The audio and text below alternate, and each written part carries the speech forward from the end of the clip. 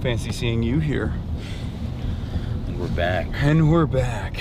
Ladies and gentlemen, we are back. Boys, girls, and Emmys. So we're on our way to a No Kings rally right now. We're going to intercept it. I believe it started at Central Park and it's making its way down right now. And wait, let me actually check to see if we're actually back. Okay. But yeah, we're on our way to a No Kings rally right now here in Manhattan. And they are, I don't know how many people are actually out there right now. I don't know how big the crowds are. I haven't really seen a lot of local news coverage on it, but we are going to be intercepting it on the way downtown as people are walking. And one of the reasons why I wanted to do this is because obviously there's a lot of chaos and a lot of commotion in the United States of America. If you're familiar, if you're aware, I think crowds look pretty big. Okay, but these No Kings rallies are put together by an assortment of different like advocacy organizations and groups. It's like very localized as well all around the country, but like the umbrella group that owns the protests is 501 or 50150. I think it's no idea. Well, anyway, it's like Indivisible. They're like very Indivisible. They're like a very liberal organization for the most part. So there's been like criticisms about, you know, what these protests represent and what they should represent, and people talk about like how disorganized it is or whatever. But I think like I have a policy that any kind of action is good in general. Anything that gets people outside, gets people organized is good. And so we're going to test that theory on whether or not people actually are on the ball as far as like what some of the more prescient, I want to figure out what the biggest issues are for the people that are at the No Kings rally, you know? So we're going to be hopefully talking to some people and seeing where the resentment is coming from, what has led them to go out and take to the streets on this otherwise beautiful Saturday afternoon here. It's 2:43 p.m. Eastern time in New York, New York. What do you think, Noah? Do you feel like these? I mean, we've talked about this a little bit. There's not really a lot of anti-war rallies taking place in the country. No, I think it's the people. Oh, this is probably fun. It's in the dark. Yeah, it's very dark. Like, yeah, I could be anybody. Like when it comes back on. Turn your light on. Oh yeah, that's a good idea. Yeah, I forgot that we go through tunnels when we're here. Look, I think something that I've been like pointing out a lot on Twitter and in conversations with, you know, where's the anti-Vietnam War?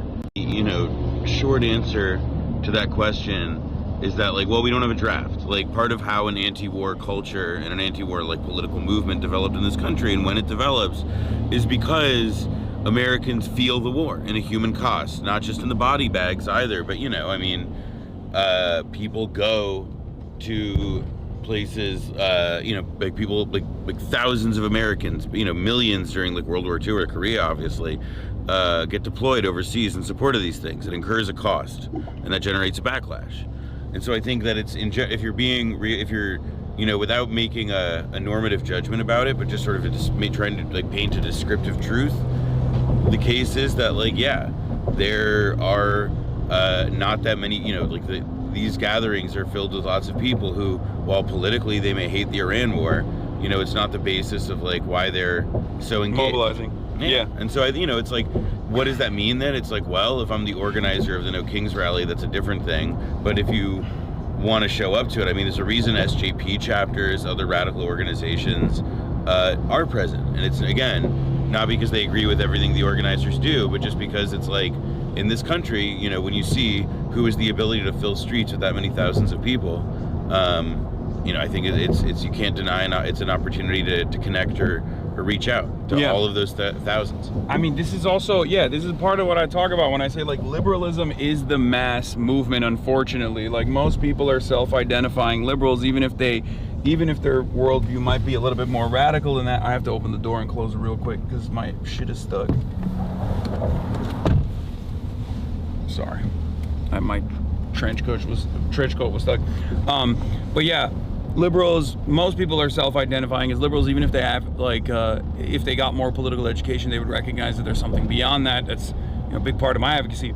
As far as the foreign policy goes, though, I think we have a very deliberate design in mainstream media for many, many years to totally decouple Americans broadly from from even thinking about like what our actions are responsible for globally, and what kind of impact that even has on our domestic existence. So what I mean by that is, like, people just see that as something that's happening over there. War is constant. People are always going. There's a poverty draft angle to it as well. There's no like real draft, like you said. So people don't have to think about it, and they don't see it in the news that much either. And so, like, war and constant war is only an afterthought for an overwhelming number of Americans. Even though it has a major domestic impact, because as I always like to point out, every dollar that you spend bombing a school is a dollar that you could have spent here building a school. And also, like from the fucking Patriot Act to everything we're seeing on college campuses now, with the restrictions on speech that they're trying to impose, like the war is also like it's not just a thing that happens over there. Like it has a home front, as they would say, and that home front gets kind of crazier and crazier every day, wilder and wilder. And people may not conceive of the turmoil that the country is in as that. That may not be how they understand it, which is fine. But I think a lot of people, it's the depravity of the policy abroad combined with the total aggressive recklessness or whatever here. They see that, and it's not. I think they're open to some pretty radical ideas about how to tame it. More radical, certainly, than the political system currently allows for. Absolutely. That's what I was trying to stress with the hit pieces that have been coming and rolling in this past week, where it's like, I'm just one person. The reason why I'm popular. I mean, you're like 1.5 size. Yeah. Okay. I'm one and a half persons. Fine. But the reason why I'm popular is not because like I have the capacity to hypnotize people into assuming certain positions. It's because they do have those positions. I'm simply communicating those positions. I'm able to identify the shared resentment that we all have, with the inability to change, the sense of overall like powerlessness, and the demands. I'm just able to identify the same shared resentments that we have and communicate them more effectively. So even if you were to like take me out somehow, it would not change that overall force of resentment that exists in the base right now. That's reflected in the polls as well. When you look at the approval ratings of the Democratic Party, still not as great as they should be, especially when we have an unprecedented, unpopular president. That tells the whole thing. Like those polls that show how, even though Republicans and the Trump administration are unpopular for how they are handling pretty much every issue, on a relative basis, sometimes they still outpoll Democrats on a generic basis, like a generic, generic issue association, immigration, etc. They still beat out Democrats, and that is I'm not sure I could contemplate like a more devastating reality, right? That they are in power, they are unpopular. Everybody resents the shit out of it, and the only form of political opposition that our system allows for is actually even less effective at reaching people. It is a bad joke. Yeah, and it's so funny that like we're in many ways relitigating 2016. Yes. And we're relitigating 2024 as well. And especially in the case of Abdul al-Sayed, we're relitigating it in the same place where they already made the exact same mistakes that they are seemingly committed to. We're going back to the graveyard of 2016 and 2024. Like they're committing to the same exact issue where they're like, no, you don't understand. We have to find a way we have to find a way to like find a reasonable, moderate, centrist opinion on an issue that is 90-10, where we still maintain a posture where we're like critical of Israel, like an Israel critical posture. Or what they say now, I mean, what's increasingly clear to me in the rhetoric of what's evolving is that there's now a group of people who they want to be able to treat the influence of organizations like AIPAC and the power of the Israel lobby and so forth, even if they don't agree with it, even if they would not say these are my views, they are comfortable letting them sit as established political fact, that they are facts of political life that you have to get along with and that you have to agree with and that you have to in some measure cope with if you want to do anything else. You know, it's a series of rationalizations, in other words. Yeah. I do love this though. This is like the common meme. This is what this is such a perfectly like internet phenomena too, and it doesn't have like a real base of support in the party at all. I don't think it has a real basis in the real world at all. Like most people don't know me, and I'm sure there might even be more people that know who Nick Fuentes is now than someone like myself, I suspect. Because I mean, he fucking dined with the president, right? But most people's opinion of him is that he is, you know, not a very favorable person. I think, like, by and large, most people don't know who I am, but the ones that do have a relatively positive opinion of me because of the values that I represent and what they've seen of my advocacy. But if you were to look at Twitter, it's like I'm, you know, I'm a devil. I'm, depending on who you're talking to, I'm either like actively trying to infiltrate the Democratic Party to destroy it so that Republicans could win, or I'm, you know, a Hamasnik who wants to get the Democrats to commit to offering material support to resistance fronts all around the world. You know, I just want to defeat the Republicans.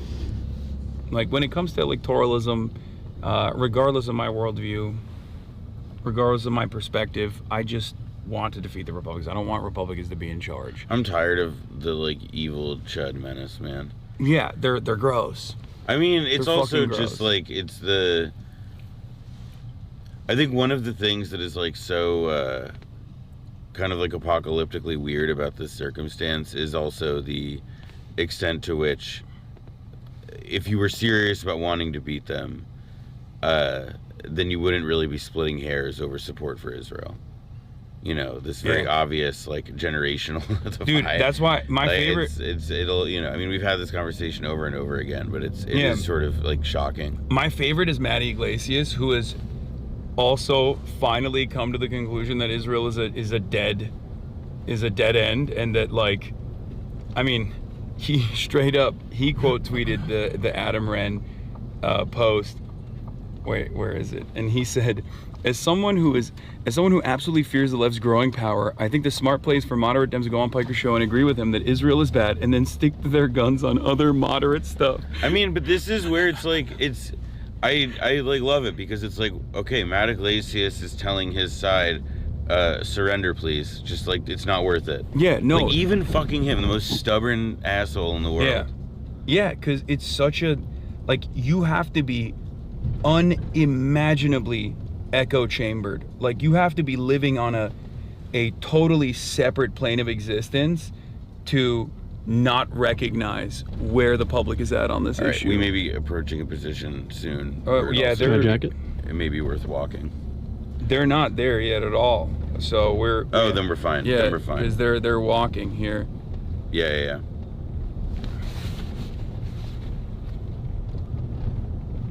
I'm just looking at the GPS on drivers thing. See what I mean? Yeah. I think there's probably just some. I was gonna say, let's just keep an eye on it. I think Andrew might want to bring. My crew is. Oh, yeah. Yeah.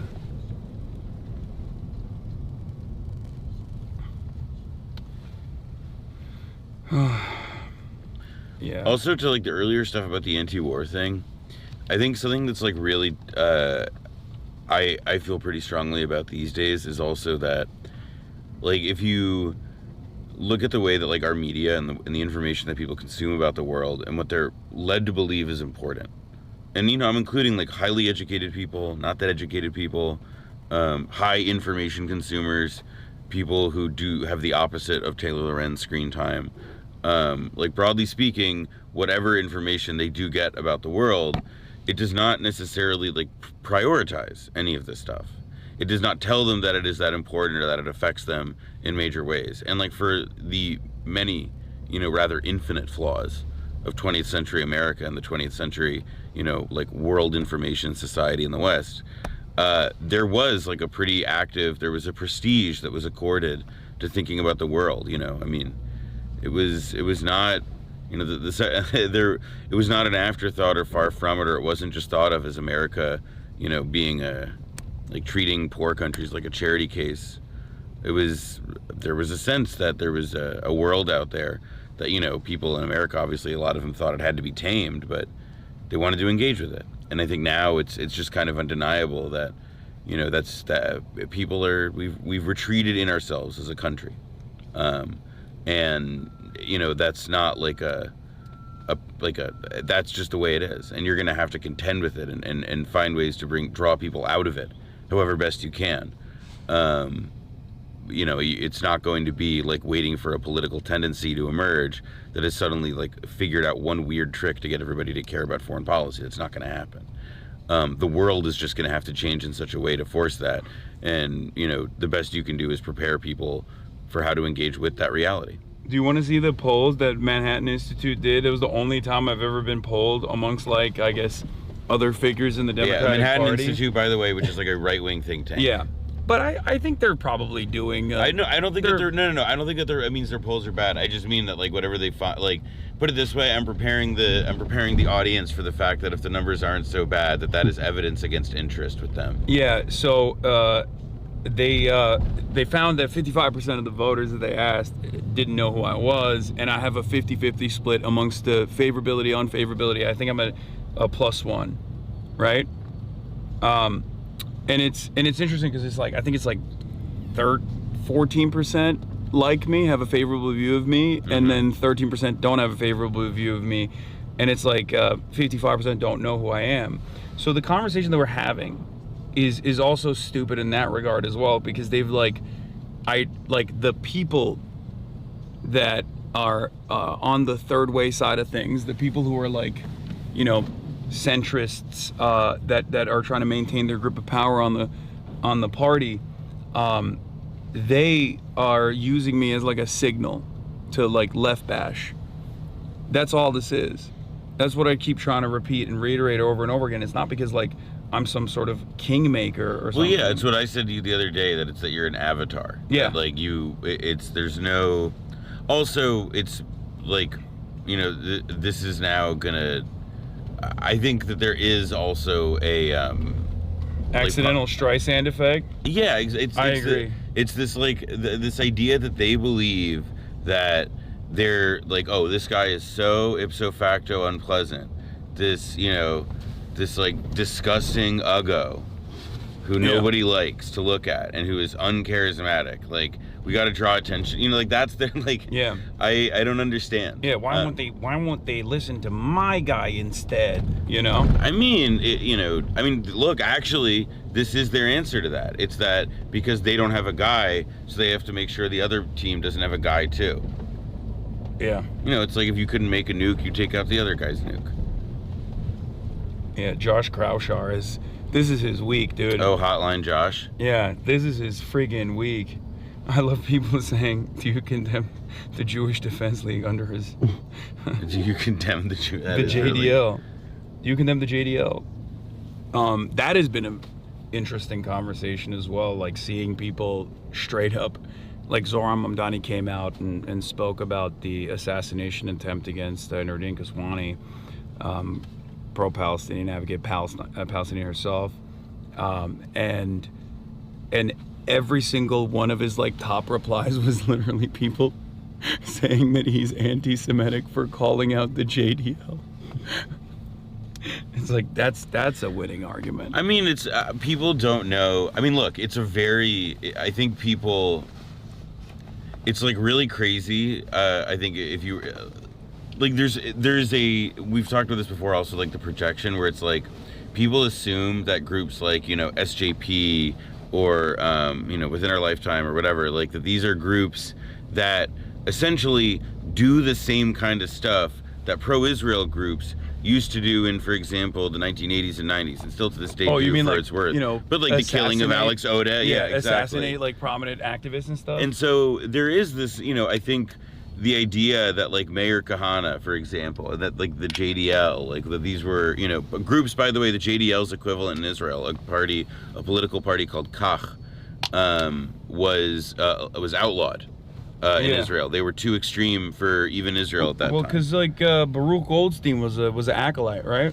Like, yes, correct. And now, to be clear, like that's not to say that like, wow, Israel did such a good job. It's that they outlawed that party, and now disciples of that party's, you know, intellectual. Well, they have forebears. Jewish power now. Well, yeah, they've like, I was about to say, now you have like Smotrich and in particular Ben Gvir, who come from that school of thought. Yeah. But no, that's what I mean. There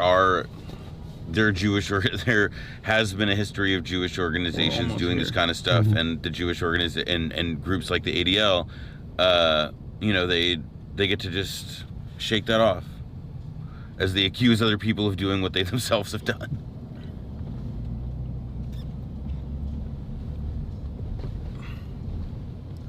We're like a block out, I think. Yeah, we're close. Should we just? Is it faster to walk at this Yes, point? at this point, yes. Should we? Yeah, we should. Sir, we can get out here. It's fine. Okay. Thank you. You're very welcome. It's clear from both sides. Great, thank you. Thank you. Clear, take care. Thank you. Hop out on your side, You, though. Okay. yeah, you go out. You go. I'll come after. I'm gonna grab it. You got it.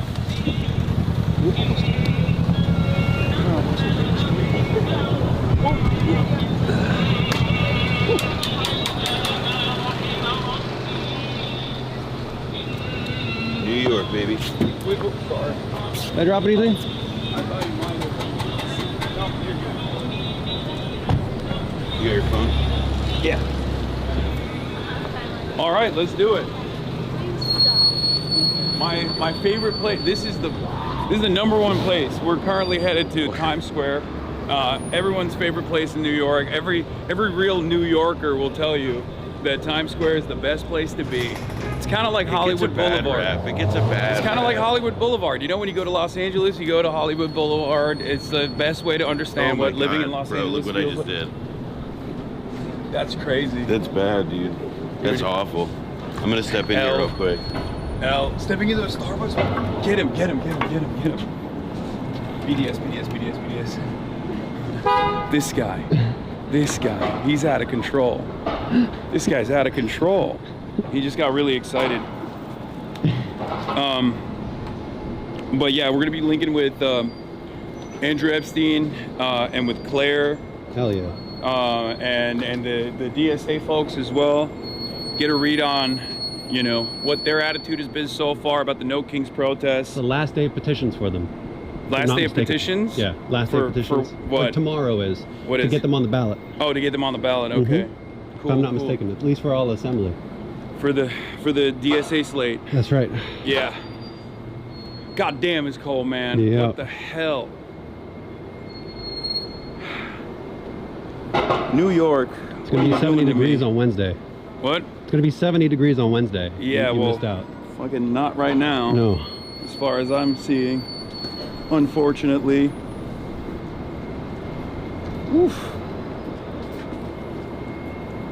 Everyone was calling me. Zoran was making fun of me last night for saying it's unbelievably cold in New York, which it was. I was shivering. Good. I got a nice stylish stand to rock. Yeah, you got it. There you go. All right, let's keep moving. Oof. What? It's a lot colder than I thought it was gonna be. Yeah? Yeah. Oh, well, you can get you an I Love New York beanie. I want an NYC Tucker Carlson commie beanie. That's what I want. Someone was telling me last night, how'd you let that one go? That is true. His like. It's my merch. That should have been my merch. I do like the idea of like Tucker Carlson going and like finding like some DSA like merch designer and being like, everything that you've ever wanted to do, I need you to do for me. Yeah, go balls to the wall, like, you know, because Republicans can get away with that. That's the other thing. Well, yeah, but that's like, okay, but it's because it's the principle, right? Of it's like how it's like why you should never wear a t-shirt that says like anti-pedophile. You know, it's just like they don't care about that. They don't mind having the hammer and sickle on their shirt. Like they are active, like they even if it's like a negative thing or whatever, because they have good taste. Yeah, they are. I think they're literally like two blocks out. We are one block out from. Like we have to walk as fast as possible so we can catch up to them, because like we're gonna be boom connecting. They're coming off 7th Avenue. Yeah, we're hitting 6. Yeah. Well, we'll hit him. Hopefully. Surely. I might need to get some I Love New York gloves. God damn, I'm such a pussy. You want to borrow mine? No, I'm good. I'm good. You need. Also, it's like I mean, it's a nice jacket, but it is also kind of like a raincoat. I thought that this would be enough. I was wrong. It's like low 40s. It's 42, but what does it feel like? Like, I mean, I don't know, man. It feels. Sometimes it'll say.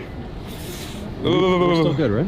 Feels like 26. What? Screen went black for a second. Well, that's also because you're. Wait, screen went Screen black? went black for a second. Is that okay? Let's see. How's it What's going? up? Can I send you a picture of you? Sure. Yeah, it's fine, I think. It's fine? Okay. You see there's one here. There's a minor F. Oh. Hi, chat. Nice to meet you. Have a good one. What are they saying? It says no memory inserted. Huh? Wait, I don't see it. No, it's fine. Okay, great. Great.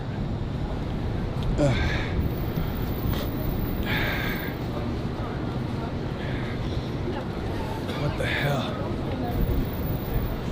I mean, it is also like Midtown Manhattan is like notoriously just like a wind tunnel. Yeah. Midtown Magic. Bro, it says feels like 26. That's not good. I was not ready. I was like thinking it's gonna be like 50, 60 degrees maybe. That was foolish of me. I guess we can walk.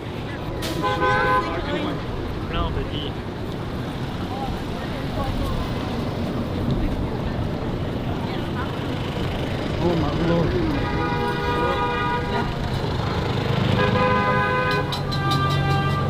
It's turning into Murder-apolis all over again. Yeah. I like this version of Midnight Cowboy. Actually, yeah, you've never seen Midnight Cowboy. I've never seen Midnight Cowboy. I don't know what you're talking about. Anyway, so for your audience, Joe Buck, Ratso. It's terrible.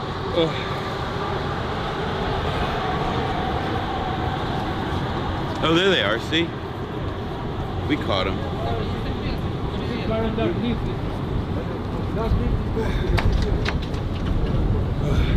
Do you think we could get you and Madam Tussauds? Maybe.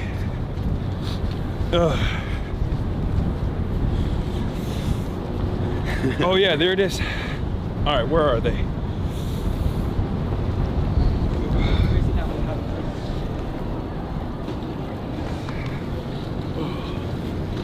Okay. Where are you at, Andrew? I mean, is he walking with the crowd? What's he saying? He's 900 feet away, but I'm gonna text him. Oh, sorry. Love your hat. Oh.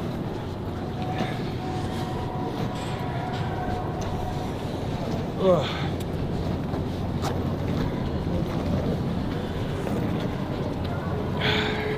There it is, my favorite place in New York.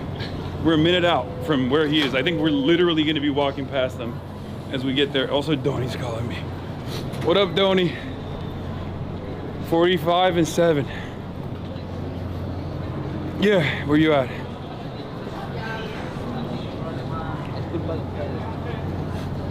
Oh, wow. Are you walking down? All right, we'll wait for you. We'll wait for you here. And Broadway. 7. We're 45 and Broadway. 45 and Broadway. So we're next to a Swatch store. Yeah, and a Swatch store. Okay. All right. Oh wow.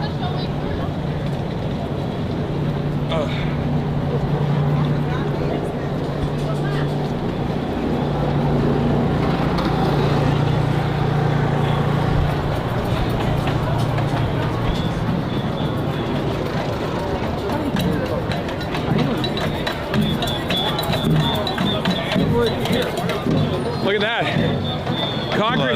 Concrete jungle where dreams are made of. There's nothing you can't do. Right up there. Look at that. Wow. That's a lot of people. Big crowd. That is a big crowd. Good. Very cold. Very cold. A lot colder than I thought it was going to be. Goddamn. One of the things that I notice immediately when we come to these sorts of rallies, especially the No Kings rallies, is actually the demographics of the crowd. A lot of the people that come out here are oftentimes not as young as you'd expect them, even though there are young people here as well. Many of the people here are a lot older, a lot whiter. And I do think that this is something that the Democratic Party doesn't understand as far as like where the base is at.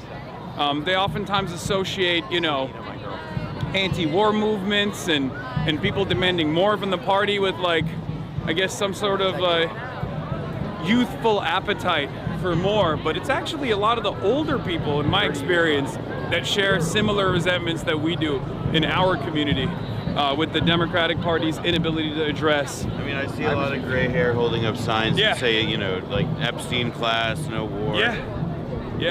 What's up, man? Can I say hello? My name is Matt. Jamming at Matt on Twitch. Can I get a pic? Sure. I appreciate your streams. No problem. Nice to meet you. Thank you. Have a good day, man. You too. I know that the people that are. What's up, man? Can I get a picture of you? Yeah. Let's do it. I know that those aren't old people. The ones that.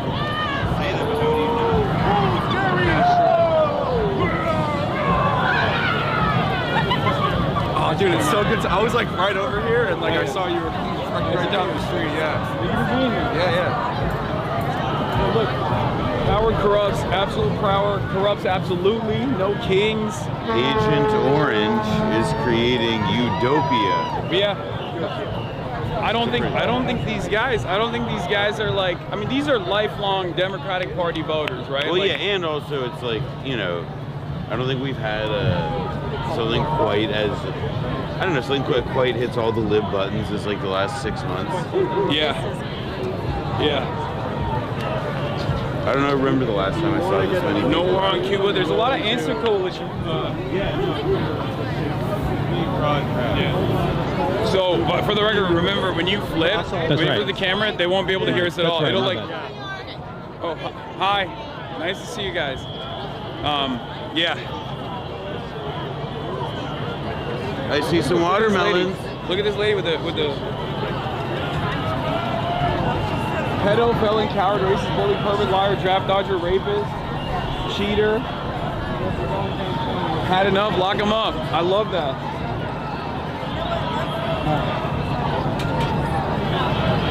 Yo, Hasan, what's up? What's up, man? Hey, how's it going? What's going on, guys? Good to meet you. Nice to meet you guys. We're brothers. We're from Connecticut. Hell yeah. I'm actually running for state rep up there. Nice. Yeah, What's your name? Marcus Palumbo. Marcus Palumbo. I just launched, so like no followers or anything. Okay. But I'm trying to run on sort of an economic populist platform. But Hell yeah. Yeah. I don't know. Just thought I'd mention that. All right, cool, man. Nice to meet you guys. Yeah. Take care. All right, have a good Wait, one. can I take a quick photo? Yeah. Sorry. No, it's fine. Here. Let's do it.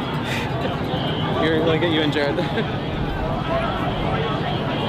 Thanks. Appreciate it. Nice to meet you guys. Have a good one. Thank you for the work you do. Of course, you too. Appreciate it. Let's do it. Yeah, it's a let's do it kind of day. You already know what it is, man. I told them Swatch, but I'm gonna tell them we're across from Swatch. How are are you? Donnie, are you? I'm across from Swatch. Like I'm on the other side. I couldn't get to the Swatch side, but you'll see me. I just want to say hi. What's up, man? I don't want to interrupt you. No, it's all good. Dude, so fucking cool seeing you. Yeah. Across from the Pop Mart. Yeah. We're in front of the McDonald's. Can I get a stream picture? Like I'm in front of the McDonald's corner. You can catch me in the arches. All right. What's up? You want to take a photo? Yeah, let's do it. Get a screen pic. Just yeah. All right, let's do it. All right. Nice Dude, to I meet fucking you. love your shit. Thank you so much for just being like a voice on the fucking internet. I'm gonna catch up with my friends, but Thank cool. you for It's being awesome here. seeing you. Yeah. Hell yeah. I'm Zach, by the way. What? Nice to meet you. Yes, good stuff. Okay.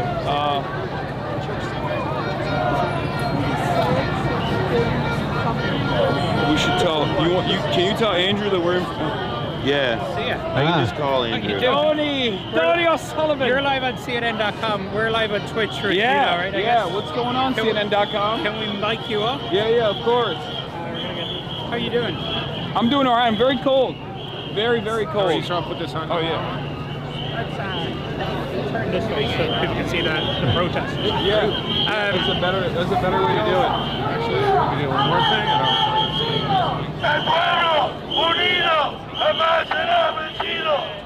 Coming up to you. Yeah. Of course. You already know. These are my people. Hey, good turnout here today, right?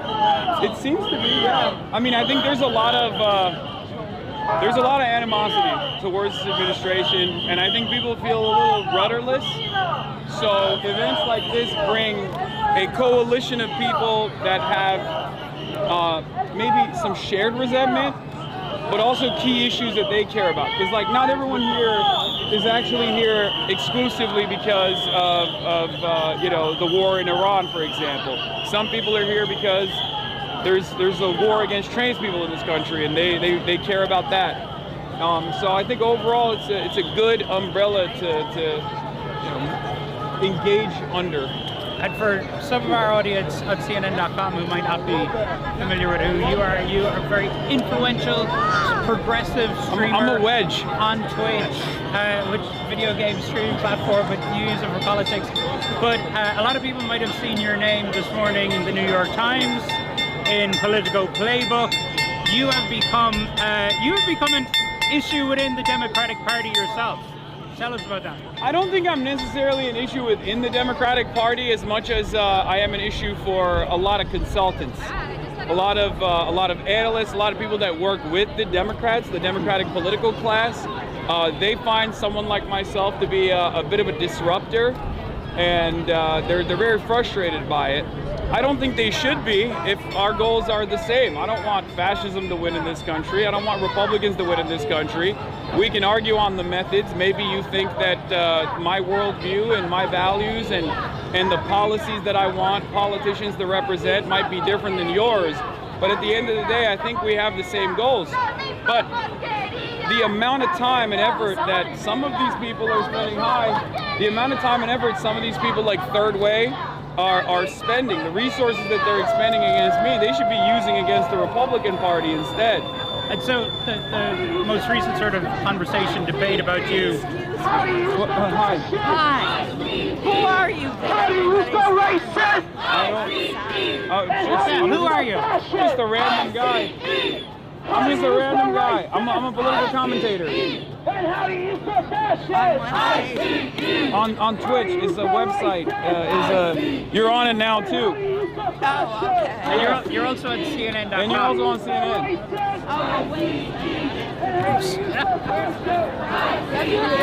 Love you too. Thank you for being here. What's your name? Hollydale. Hollydale? You gotta get on Twitch. I know it should be. There's people in your demographic that watch me. I knew you were gonna say that. No, right there away. are really. My demographic. What are you? You're like 45, right? 46? Yeah. Okay, not a day over. No. Why did you show up today? Why did you come here today? Because I think he's a prick. Okay. You want to expand beyond that? I think we're in such bad shape now. I don't know. Every day they're making my husband, and it's so different. I mean, I was in Chicago for 68. Really? So this is way worse than 68. Do you think are the Democratic Party meeting the moment? No. I was about to ask the same question. You don't think so? The Democratic Party is meeting the moment? Yeah. No. How do you like Zohran Mamdani? I love him. That's awesome. Hell yeah. Who do you think would be a good presidential candidate? I'm not sure. I like a few people, but I'm actually interested in JB Pritzker. Right. I thought you were going to say J.D. Vance. No. Lovely to meet you. Nice talking to you. Nice to talk to you. Nice to meet you. Okay. I'll have to look out for you. Okay. Okay. Nice to meet you. Thank you. Oh, never mind. I did want Snub. to. Hasan, can I take a picture of my mom with you? Sure. She's a huge fan. All right, yeah. The earlier point. Yeah, of sure. the Democratic Party, like Are you what's your oh no, name? I'm just an observer. I'm just Okay, right. on the point of him going against the Democratic Party is like dedicating resources against that. I think it's actually the opposite effect. I've been a Democrat, pretty disappointed with the party turn their back, and there's a lot of folks that are kind of sitting on the outer edge, and he's been able to bring them back into the Democratic Party. So think of what happened to Bernie in the prior elections with Joe Biden kicking him. 11 months up. 11 months Thank you up, for being man. here. Thank you for being here. Nice to meet you. Deadass. I'm from Nebraska. So whenever Austin talks about Nebraska, I always have to be like, there are some good ones. There are. No, we know. But no, thank you so much. So the sort of latest debate about, and I mean, I'm getting into this because I think from so many people we even spoke here today. They were like, Hasan, we're drawing our line in the sand. That's what they're saying out here. People are saying a lot of younger people, also some people who name checked you directly, fans of yours, say the party needs to run more progressive candidates who are speaking out against Israel, various different things. The sort of debate that's going on about you right now is that you are too extreme, that you are anti-Semitic, and that Democratic candidates shouldn't associate themselves with you. Yeah. That's what the Democratic Party. That's what I'm Could you give us, I mean, for the CNN audience, I mean, what's your response to that? It's ridiculous. It's the only reason why this issue ever gets brought up. It's a heinous smear, first of all. I've spent my entire professional media career and far beyond that combating anti-Semitism. I've been doxxed, swatted by neo-Nazis for my consistent advocacy against anti-Semitism. I just also happen to be an avowed anti-Zionist. I believe Zionism is a very racist ideology. It's an ethno-religious supremacist ideology, and it's the underpinning ideology that has caused the genocide of Palestinians in the hands of Israel and also the United States of America. And because that is such an impossible issue to address on moral terms, that I think a lot of people cynically will say prominent critics of Israel are anti-Semitic. Are there critics of Israel that are anti-Semitic? Absolutely. I'm not one of them. As a matter of fact, I combat and fight against them pretty actively, which is why I find it so distasteful and so ridiculous that these smears would consistently get advanced, only because you can't have a conversation on where the party's moral center is right now. This is a 90-10 issue, you know? After October 7, 2023, there were a lot of people who were not willing to have this conversation about 80 years or 75 years of apartheid at that time.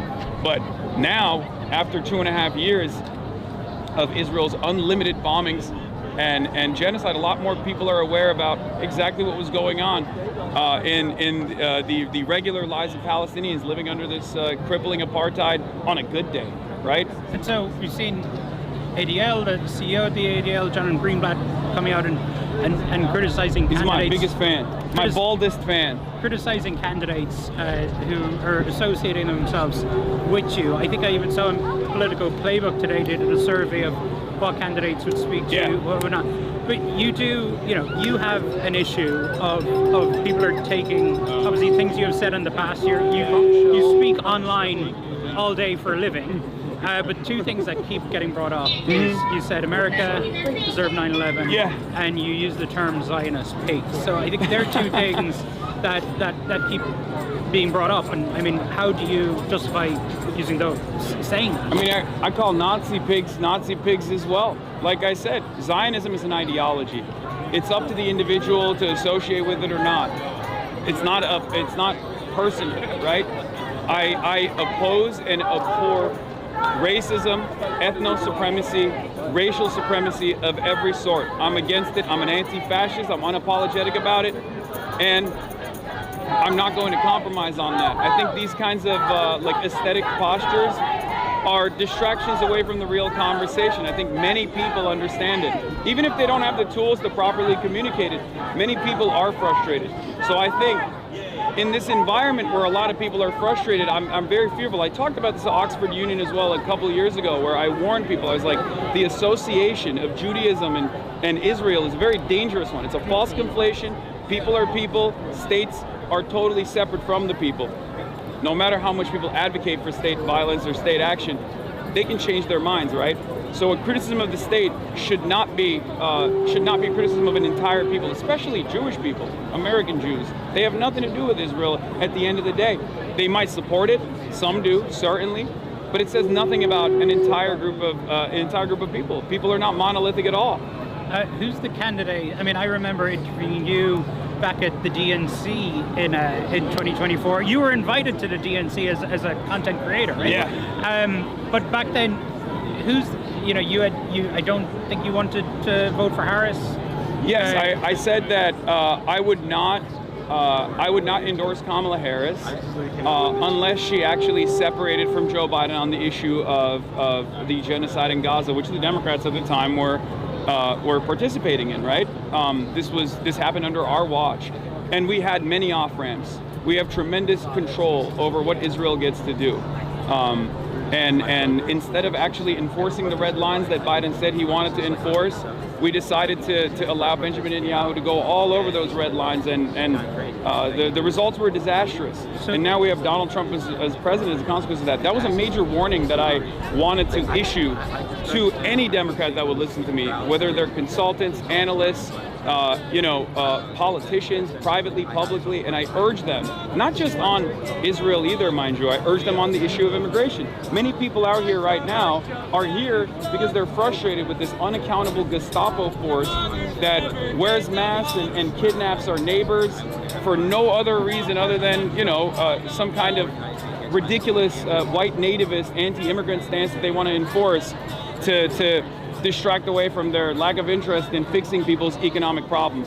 So who's the candidate in 2028? And I'm asking you this because, one, obviously you have a big following, but two, I think you represent and we see this on the right too. I mean, I was at CPAC this week where a lot of people are very unhappy, young men who voted for Trump, unhappy about the war in Iran.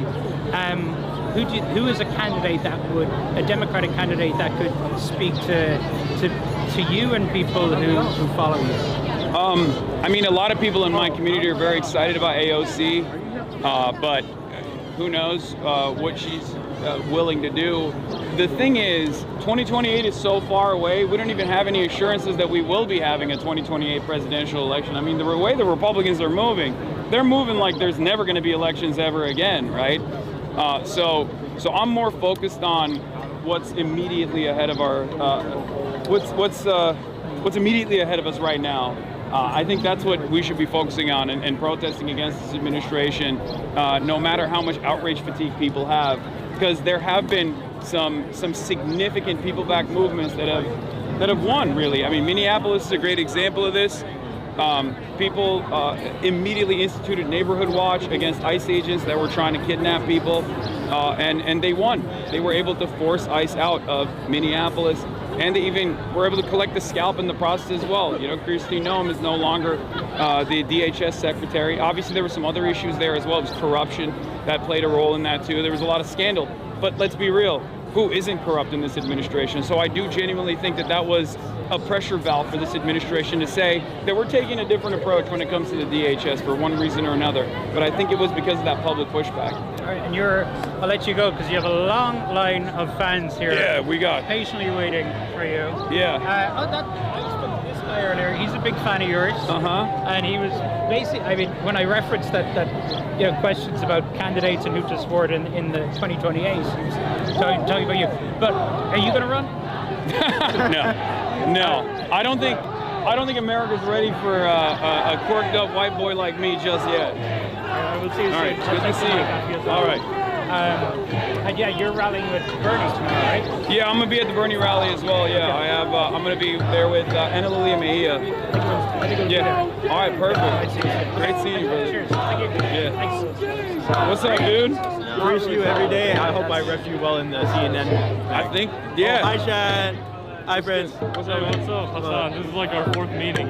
This is my nice to see you again. Yeah. We really appreciate you. Like, I organized anti-ICE action at John Jay College, and I was able to get like at least 1,000 signatures. Like, I honestly credit some of your speaking to help me to speak to my fellow peers. It means a lot, and I don't know how to describe how much you influenced my life after like October 7th. Like, I've been part of like a lot of anti-Zionist organization. I was even at the synagogue cell in Kew Gardens, which is in my neighborhood, and there was kahanas, and these kahanas literally gathered around us and tried to literally jump some of us. Like, the police, they're pretty violent. Barricaded us, and it was like a bunch of kahanas running towards us. We had to literally break the barricades ourselves to leave before we got jumped. And there was like a kid who was like Norless and stuff, like 12, and they were like saying like absurdities, like most like disgusting absurd shit. Yeah. And I hate how the news doesn't like depict that, so I felt like I needed to say that to you because it happened. I saw it. I was there. Yeah. Like, kahanas are not like good people. They are basically horrific people who are willing to jump children. They're terrorists. They're actually terrorists. Thank you. They call me the terrorist. Anyways, I would say your coverage has helped me get more involved into this sort of stuff. Hell yeah. We actually have a little Palestine contingent, but they pushed us all the way to the back. Okay. I've also been doing some volunteering electorally, canvass for Zoran, and also canvassing for this other guy who's running for Congress. You know who Chuck Park is? No. He is running against Grace Meng, who is the longtime incumbent of District 6, and Grace has always been a big supporter of Israel. She went on her first trip back in 2010. She also did this really wild thing where she wished Eid Mubarak to her Muslim constituents using the same graphic that Israel used. Which, that's crazy. But yeah, wild. I think Chuck is someone you would be interested in. I have literature on him somehow. Okay. But hold on a second.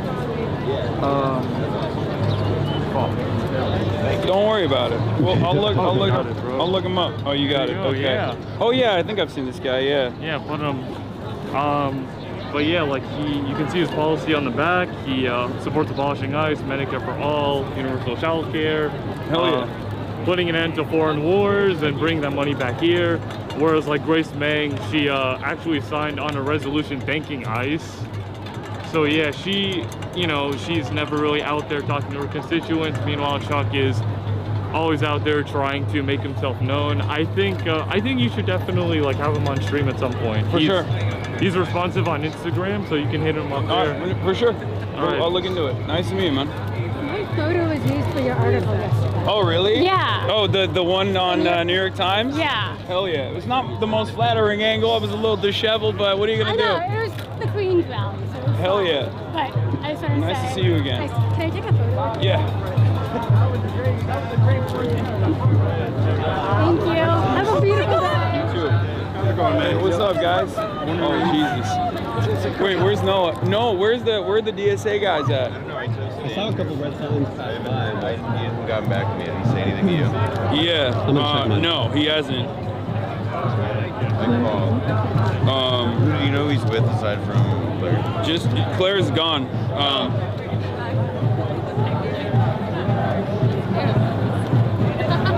Let me see. Where is he at? Wait, did he just pass us? I think they're not here yet. Oh, they're walking. No.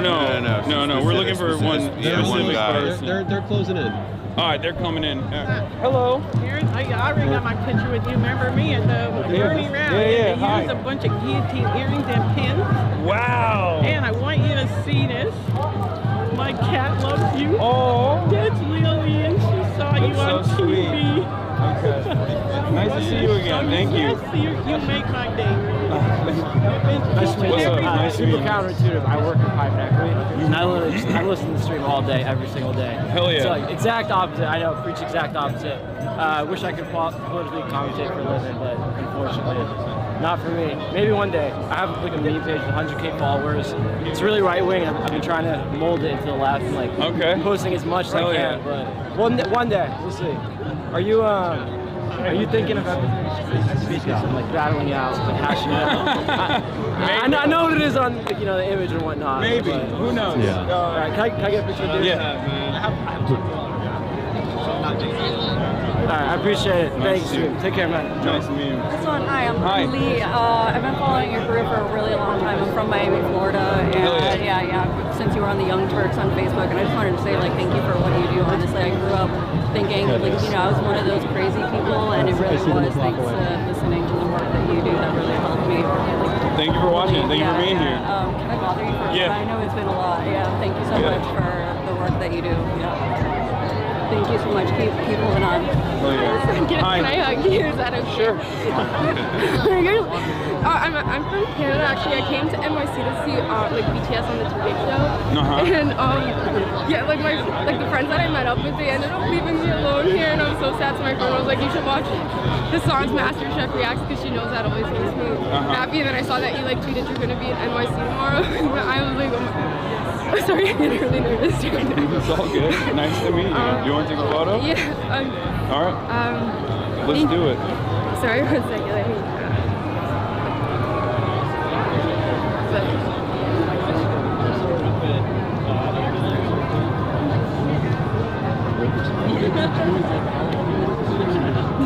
Okay. Thank you so much. Nice to meet you.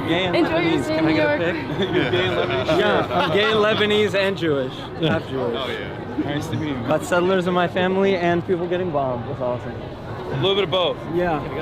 Yeah. Hey, where's all your merch? Yeah, I got your merch. Hell yeah. I love that. You too. I got banned for saying Merry Jewish. I'm Jewish gotta blow on that Christian, thing. and I was really drunk on Christmas, and I'm really upset, and the ban appeal didn't go through. We have a very, we can obey you for sure. We have a very strict protocol on like anything that's, we probably ban a lot of Jewish chatters who make like, jokes because we're like, really drunk on Christmas and said Merry Jewish. Because people don't know, and then they use that. They're like, look, see, they're like so anti-Semitic. It's like, I'm sorry. Jewish and Christian. Cheers. Thanks. No kinks. Thanks for being here. Hello. My name is Mark Kianuka. I'm part of NYC DSA. I run the organizing committee for soccer. I have this already. Yeah, you have this jersey. Yeah. You got it when you were last time here in New York. Yeah, when I did the DSA. Yeah. Shout out to Dan Fig. Thank you. Yeah, Dan Fig. Shout out to Dan Fig. Awesome. He designed these shirts. We have new merch coming out, and we'd love to send you some. Get some contact information. For sure. I love what you're doing. Yeah. DSA New York has my contact information. Yeah. I'm sure. But anyways, love the work that you're doing. Nice to meet you, Just want to say thank you for coming out here. And if you could hold the jersey for a pic, that would be amazing. Thank you. You really love this jersey, huh?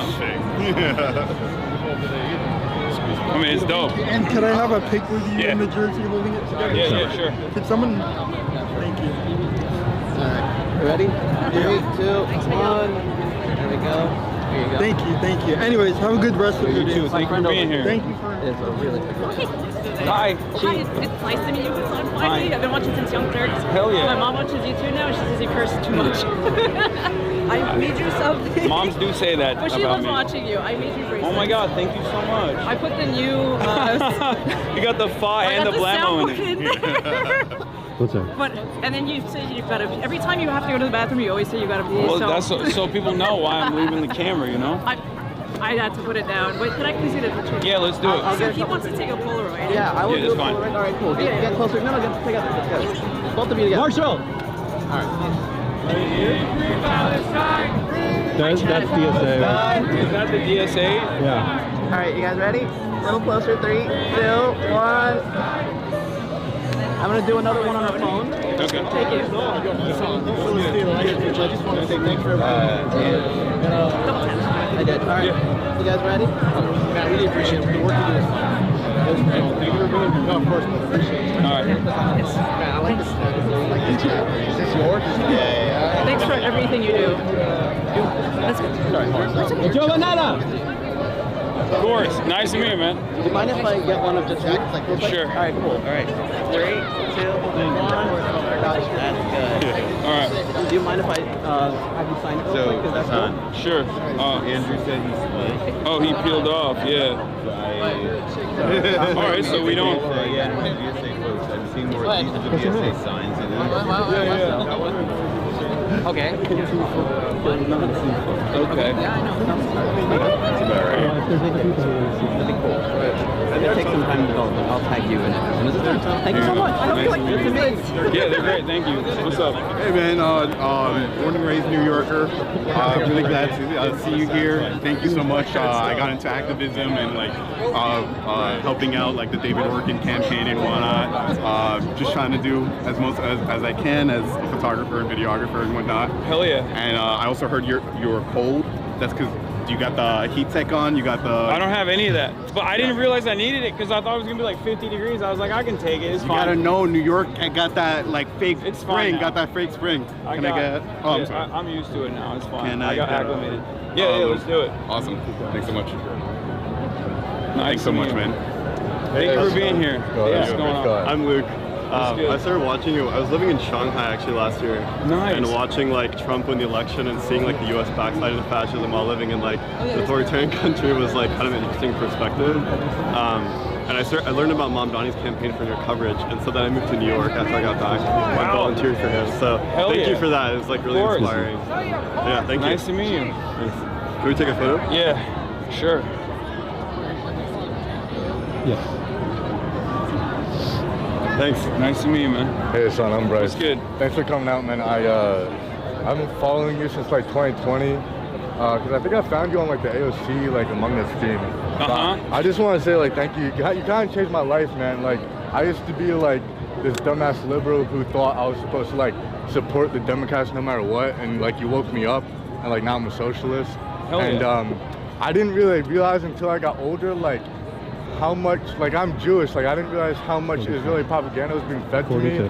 And like you woke me up with that too, and now I'm out here like supporting Palestine and you know, like anti-APAC and all that shit. So hell yeah. Yeah, I just want to thank you, man. Like I appreciate everything that you're doing. Well, thank you for being here, man. Can I take a picture of you? Let's do it.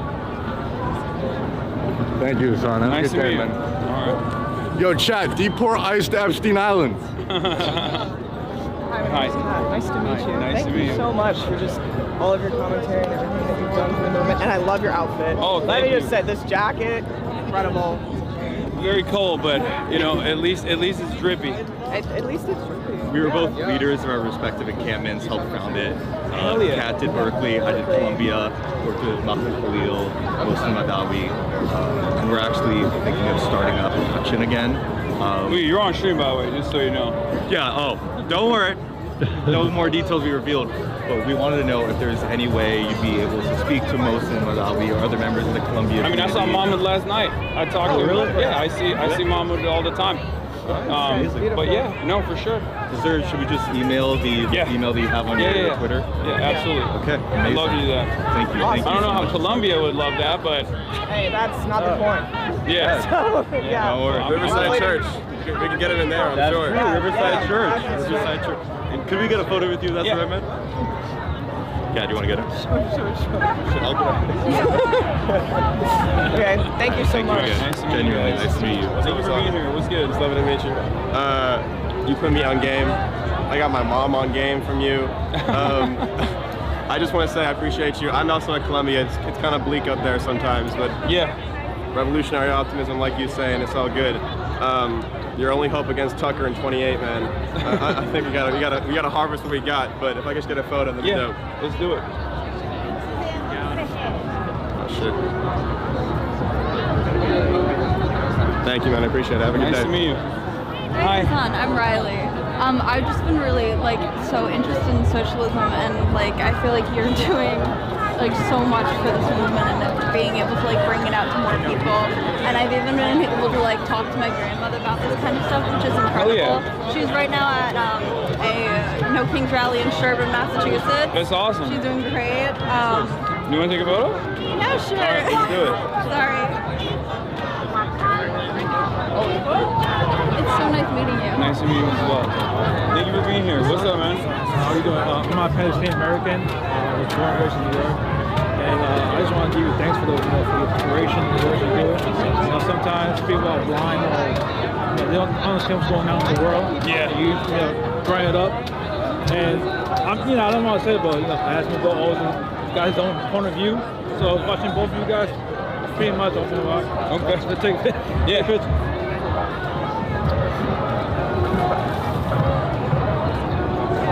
Nice to meet you, man. Have a good one. What's good? What's good, boss? What's good? 64 months sub. Hell yeah. Been in the game for a long time, man. I'll be short, but I think Black HasanAbi has rise up.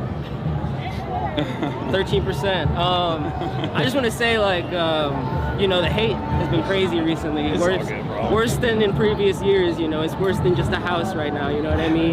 But dude, it doesn't matter because you go to a mostly liberal protest like this, and you ask around like what they think about like Palestine and whatnot. I think like the overwhelming majority of people that are out here, and this is consistent with the polling as well, they're on our side. So like, who cares if people are chirping? It's the last dying gasp of a dying movement. I look at like my mom. She's a MSNBC liberal, still watches it every day. Yeah. But she went from why are people voting for Bernie? Bernie's too angry, he's too mad, to I was wrong about 2020. Yeah. So it's just like things are changing, and like our community is growing and becoming more powerful, and like they see that. Yeah. So like just stay consistent. And No, exactly. I really appreciate what you've done. You've inspired me. I'm in NYC DSA now. So hell yeah. Well, thank you for being here as well. Thank you, man. Nice to see you, man. Shout out offliners. What's up? You want me to sign that? Yeah. Congrats on achieving mainstream relevance, by the way, because seeing somebody with my views, which I've held for a long time, be where you are, it's like pretty awesome. Yeah. Well, they're trying to stop that right now, so we'll see. Yeah. Anyway, good seeing you again. Yeah, good to see you again too, man. What's up? You too, man. Your colors. Oh yeah, I know, because I'm cold. I'm trying to get like a little bit of the wind resistance. I fuck with it. I fuck with the Cuba stuff. Yeah. That was cool. You want to take a photo? Yeah, let's take a photo. All right, let's do it. Sure.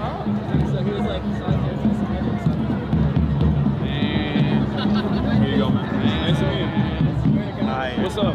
How are you doing? Love your quote, by the way. Oh, thank you. Just thank you for being here, and I just want to take a picture real quick. I watch you all the time. Let's do it.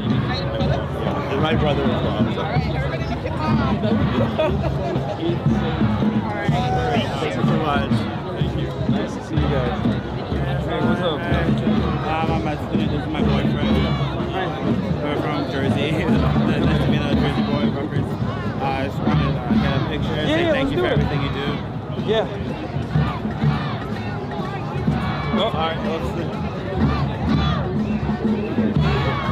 Thank you. All right. Thanks. Thank you for being here. Hello. I'm Audrey. Nice to meet you. Nice to meet you. I just want to say thank you for standing up for trans people. I feel like no one on the left is like really committed to that, except for obviously the DSA and you. I live in Seth Moulton's district, and after 2020, it was really disappointing. It was so annoying. It was all, it was so bad that even like the Pod Save America guys were immediately like, shut up. And now he's trying to like cover it up. Yeah. Yeah, they did that for a lot of stuff. They did that for trans issues, like as though it was it should have never even been a primary focus of the campaign. Right. And it really wasn't from the Kamala side either. They just like kind of, like, they patched her up with it. They shoehorned it in because there's nothing else. There's nothing else that they were like fighting for. This is my argument always is like obviously you should be uncompromising in your values, but also if you actually offer people things, like they're not going to be able to like constantly talk about like what are we going to do about trans people? Like why is this an issue? Like it should not be an issue at all. Yeah. Of course. Thank you. Nice to meet you. What's up? I don't want to, but my sister talks a lot about you, so I appreciate the work you do. And yeah, is it okay if we get a photo? Yeah. All right, man. Thank you. We should move, right? After Yeah. this, we should start maybe walking with this. I agree. Yeah, when you're ready. Yeah. 41st and 7th. All right, thanks, man. The contingent. Quick question. It's from my brother. Are you gonna get John Kiriakou on the stream ever? John Kiriakou? Yeah. He initially said that he wasn't gonna do it, but then he also said that he actually is planning on doing it. And it's weird because like we've been talking to him and he's been super excited in the private conversations that we've been having, like my team and his team were talking. So I don't know why he said that initially, but yeah, I think so, eventually. Okay, all right. Yeah. Nice to meet you. Nice to meet you. Thank you for your work. We got Hasan merch in the wild. Sure. I'll fix it. Yeah. Love it. Thank you. And then we'll do one quick one. You guys do. Hey, He's a check big out the guy. He's merch. a huge fan. Thanks so much, man. Have a good one. They're at 41st and 7th right now, the DSA group. Yeah, we'll just walk. We don't have to be with them. them. I wanted to link up with Andrew, but he left already anyway, so it doesn't matter. Okay. It's all good. Hi. Hi, it's nice to meet you. Nice to meet you. Hi. Okay. Nice to meet you. I just want to say thank you so much for your advocacy for LGBTQ rights, and especially in the Democratic Party. We're from Jersey. Yeah. And our politicians can be so fucking disappointing. Yeah. Well, tomorrow I'm gonna link up with Anna Lilia Mejia, so she's at least there's someone. Yeah. Someone out there, you know. Your streams literally every time I have I go through like a doomer crisis, your streams literally bring me like comfort. So I really appreciate everything that you do. Thank you for watching and thank you for being here, guys. Can we take a picture? Yeah, of course. Would you be able to share with us? Thank you.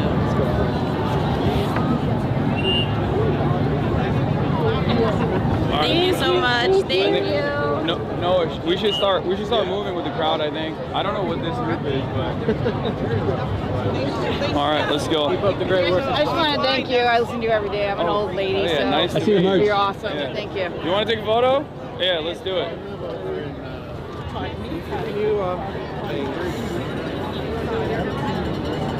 Other way around.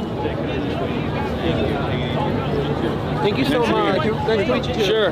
All right, quick. Sorry. And, nice to meet you. My friend Jovanetta as well. Sure. NYC Okay. said, oh yes. Thanks for covering. Okay. After. Thanks so much, man. Everything you do is awesome. We'll get you out. Here, let's do it. Thanks, man. Give it up. This is Jovanetta. Hi. So, hi, I'm Right. Jovanetta. I'm from New York City. I'm Democratic Socialist of America. We'll walk because I have to go catch up with the rest of the DSA contingent. We're stumbling all over the place here. But yeah, I just wanted to give a shout out to YDSA. If you are a bunch of college students, because I know, listen, I've been a HasanAbi head for years. I know a lot of y'all are in college, a lot of y'all in high school too. Really good opportunity to start getting organized at your colleges and your high schools. These are really strong places for you all to start getting people politically involved, because we all feel it day to day at our colleges, but also we do have campaigns we're focusing on right now, especially with Sanctuary City campaigns, because that's really what a lot of the moment is. So I just want to give a shout out to that. Join YDSA, and if you're in New York City, shout out New York City DSA. Go to socialist.nyc/join, and yeah. Say that URL again? Oh, sorry, socialist.nyc/join. I'm like so cold. I can't feel myself. It's so cold. I mean, I got a little used to it now, but it was... Honestly, just look up online for the YDSA. It'll be really easy to find your local chapter. And if you can't find your chapter, there's a chapter near you. It is very easy to start one. We will provide it. We'll usually provide resources for you. We are looking to help. We're looking to help grow. We are one of the fastest growing socialist groups in the country. Join YDSA, guys. It is. Right, if it's only for the community, then just that. That question is LA like a lot warmer than this? I've never been outside the metro area except for Chicago at convention. It's like 70 degrees right now and sunny. It's beautiful. Bro. That's the only thing that's like holding me back from moving out here. Well, that and also my entire business, I guess. Like all the stuff that I do is out there. Yeah, no, real. I keep saying this joke that, oh, global warming isn't real because it's climate change. But like seriously, it is so much colder while the summers are so much hotter in New York City. Yeah. I've never experienced it being so cold at so many different times. Seriously, I go to Green New Brazil Deal. on the regular, and it does not get as hellishly hot as all right, a tropical country is colder than this place. Yeah. Sorry, guys. Bye, guys. Bye. All right, Johnna, you want to head back to the convention with the rest of the folks? All right, perfect. This is the movie that'll come up. Just a light crowd. What do you think of the vibe? What do I think of the vibe? I mean, it's nice. I think it's interesting. I don't remember the last time I saw this many people out. It's pretty impressive. I think it tells you how many people just want to do anything at all that like lifts a middle finger, you know? Yeah. No, it's definitely like I think it would be. I think like issue-specific movements are a little bit better, but this kind of stuff is also good, I think. I just wanted to like say hi. I saw you were here. I'm a really big fan. Nice to meet you, man. Do you mind? Yeah. I don't want to like interrupt you guys. I know you guys. No, go for it. Go for it. Oh my God, Roku City, everyone else. Thank you. And I'm a big fan of you too. Thanks, man. Appreciate What's it. up? You want to take a photo? Yeah. Yeah, let's do it. From Germany. So. Oh wow. Okay. Love what you're doing. Thank you. Nice to meet you. Thank you. Appreciate it. Thank you. Yeah, everybody's just like it's a measure of how much like ambient, like liquid, unformed like energy there is to do something. Yeah.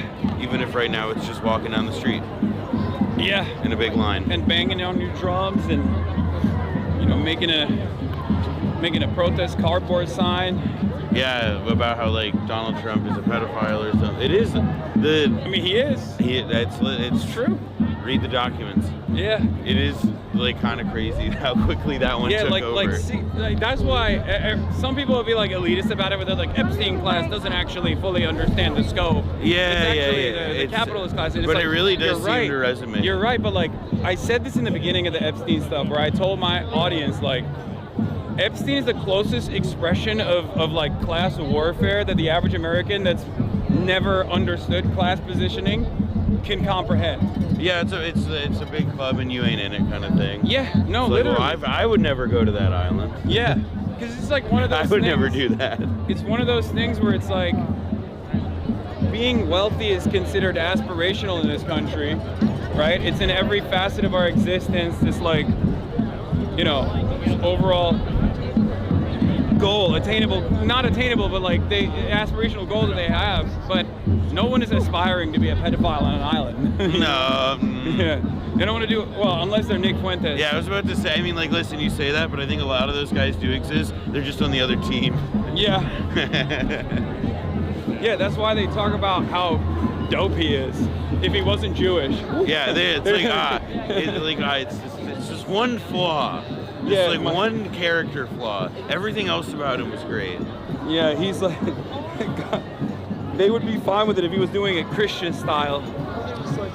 I mean, I guess that's honest. There is an honesty. There is an honesty in that, where it's like, it's all the like. Oh my God, they have a Robert Mueller. Wow. Yeah, Taps is playing. Imagine that. What's good? Hold on 1 second. Let me. Can you shove this in here? Yeah. Give me the belt. The conch. Thank you, sir. Let's do it. What's up? 3 or 6'4". I thought you'd be a bit taller than me, but that's the first time someone said that. Is that? That's the first time someone's told me that. I'm a former. Okay, we have to get a picture with that. I came here from Canada. Okay. Oh wow. Wait. Yeah. You gotta look at the. What is that? I found you through H3, like when you guys did that interview like 6 years ago or something. I've been watching you ever since, and then in the divorce, I sort of had to pick a side. Yeah. I'm glad I picked the right side. Yeah. Okay, it's like almost too dark, but you gotta send that to me. Yeah, absolutely. I took a photo of him on my 3DS. Oh wow, that's sick. Yeah. I didn't even know that had the capability. Yeah, it's so fun. I've been taking photos on it a lot lately. But Hell yeah. I really appreciate your work. Nice to meet you. Thank you. My name's Julia. Julia, nice to meet you. Thank you for being here. You too. Thank you. Are you still freezing? Now I'm freezing again. I was fine for a little bit. Well, now it's because you're in the middle of the wind, brother. Yeah, I'm in the wind tunnel. We have the next. When is the next interview supposed to be? I haven't looked at my phone in a minute. Who are you talking to? I don't remember what pocket I put it in. Shit, hold on. It's in a pocket. Oh yeah, there it is. Oh, it's at 5. We can do it earlier though.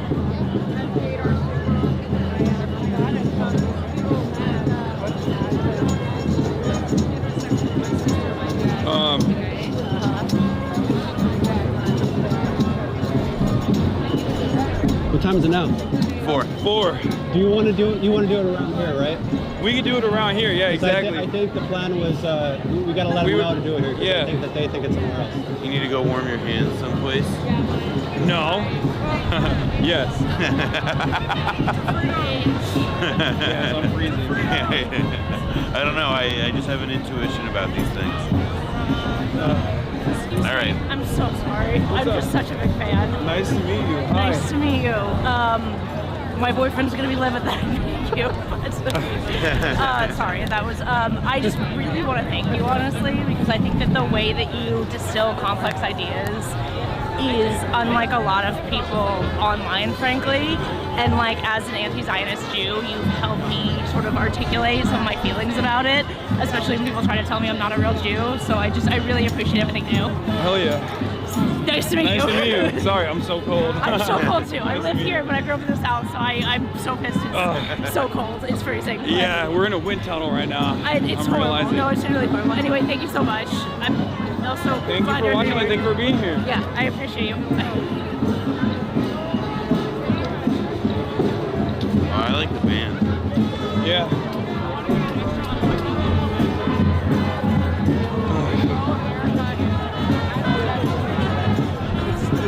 You know, the thing about Times Square, it's actually kind of an indie neighborhood. Sort of Lesser indie, known. It's like an indie style, like sort of under the radar. Lesser known. No one ever talks about it. I mean, what I just don't understand is like they've got all these big buildings and everything. It's like, why don't they put some more billboards on them? Yeah, that's like what I more was thinking. screens. That's what I was thinking. Not enough. They should do more. That's actually what my advice is to Times Square. Do more. Hasan, are you tired of capitalism? You looking to get organized? Sometimes. I'm good, man. Thank you. Trots. Oh my God. Oh my God, Trots, dude. That is so funny. Never stop with the They'll never. Have you tried that?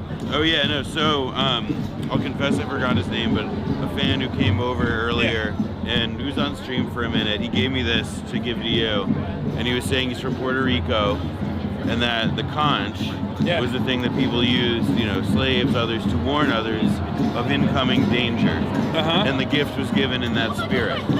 Okay. You know. That's kind of ominous. No, I think it's that you're the one who warns people about other got danger. it. Yeah. I don't think he's you're saying yeah, you're marked for death. Yeah. You should try it. No, I'm not putting my mouth on that.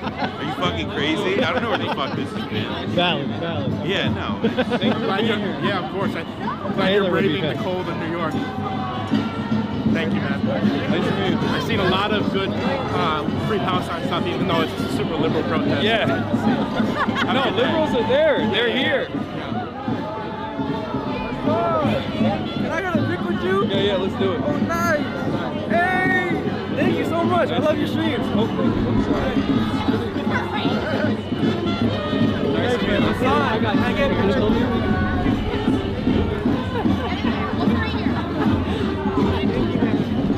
Thank you so much for everything you do. Hell yeah. I feel like watching you helps me talk to my friends more and educate them, you know? Very helpful. Thank you for watching. Hasan, Nice can to I meet get a you. pic? Yeah. I'm wearing your old merch. Oh damn, that's the OG. Yeah. Thank you. I appreciate the work you do. Thank you for being and here. Blowback is so incredible. Thank you. I love the work you do. Appreciate it. Thank you. It's the complimentary podcast of the HasanAbi broadcast. Sideshow. Oh man. What's up? Yeah. Are you? Sure. Hi. No video, just say it. Hi. Oh, she's screaming. Hi, nice to meet you. You have a great husband. Appreciate it.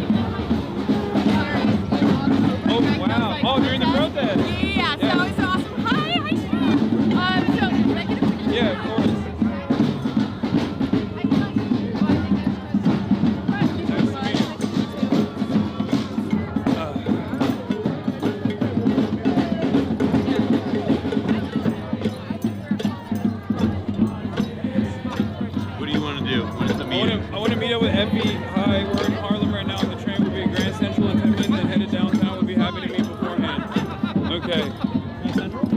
Yeah, they're gonna come to us somehow. But let's cut. Then, yeah, do you want to meet over by there? What do you want to do? No, they're not gonna be here yet. They're in Harlem. But so I guess we can. There's a place that we were supposed to do this at. And you want to see if you can get there earlier? Yeah, maybe. What's the place? You want me to call or something? It's in the Lower East Side. Oh. Before we play. It's this. That's around the corner from my house. Oh. I know exactly where it is. Watch out. Okay. Yeah. So no, we can go there and do something whenever. Turn me around, ain't gonna let nobody turn me around, gonna keep on walking, keep on talking, marching after freedom land. I mean, people will splinter off or whatever, but like, probably Women's March 2017 is the last time I remember this much, whatever.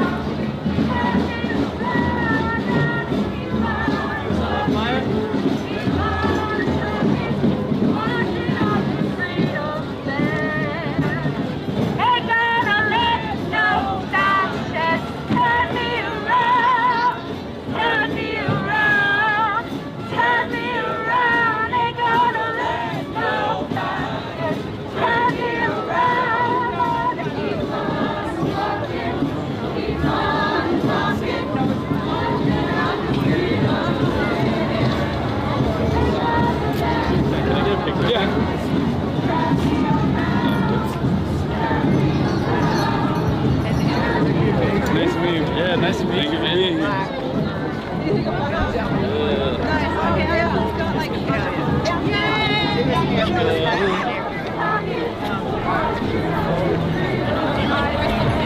Watch out for the hole here. Oh, thank you. Thank you. The dip. Potholes. Very nice. How many That was potholes sweet did he of fill? them. How many? Not enough. Get on it. Get on it, Zoran. Oh no, I love blowback, dude. Oh, thank you, man. Appreciate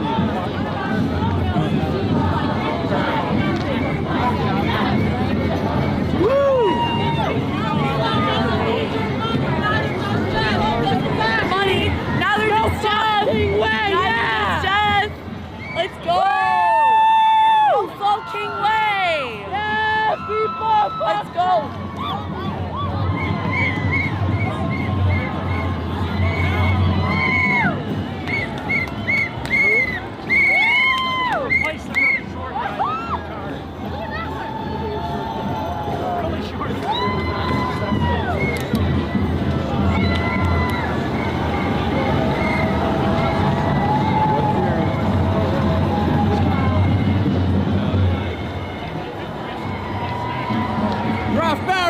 Draft Baron! I thought you said something else. No, he just Faulkner dropped out. What's up? What's your thought? How much longer you want to walk this way? I don't know. I mean, I guess like I just don't. I don't know how to like make this work. I guess I could go back to my hotel and then go because like the other place is like near it. But then again, it's not really near it. But it's not near. From here, it's like the hotel's in the direction, I think, right? No. Oh, it's not. No. Oh, okay. I'm not gonna say where. Yeah, no, it's fine. It's fine. 5 p.m. on a Saturday as spring is coming is a tough time. I'm not gonna say what kind of side of Manhattan. Okay. But And which side of Manhattan are you? Huh? Spoken in that Civil War. I just don't know how to make this work. I mean, all right. 411. You're meeting them at 5 at the place you showed me. Yeah. And they're coming in from Harlem, so they're not going to make it until at that time, I feel like, right? No, and it may even be a little longer depending on their luck. Yeah. Yeah. I mean, fuck it, man. Just walk this and then get a car, and then you'll get there probably around the same time. Yeah. Yeah. I think so. And we can probably find a little cafe where you can warm your handsies. Yeah. I mean, I'm chill. I'm not. I don't think you're chill. Hello. Selfie. Of course. My daughter loves you. Thank you Nice to meet so you. much. She stops what she's doing every day at 2 o'clock to watch her. Oh, hell yeah. Wonderful to meet you. Thank you for being here. See, that's what we're learning. Yeah, there's a bunch of HasanAbi heads here, etc. What there really are the parents. I got a picture made. Of course. Thank you. Nice to meet you, man. Nice to meet you. I think that's what it is, though. Like, a lot of people tell me that they got their parents to start watching as well. Well, like, no, do you remember when you came last year? I think, yeah, it was last year last summer when we were in Harlem and we were walking and someone's mom came out? Yeah. That's what I mean. It's like, it's fun for the whole family. I should really stop cursing, honestly. That's what it is. That's why I always say, whenever I meet another mom, I'm like, damn it, I should probably stop cursing. And then I still keep cursing. It's not good. I mean, I don't think people would really dig the Mormon Hasan Piker act, but like, I mean, if you're about that. I think I just curse too much. That's what it is. That's my problem. Ooh. It's one of your problems. Yeah, I got many other problems. I got many other problems.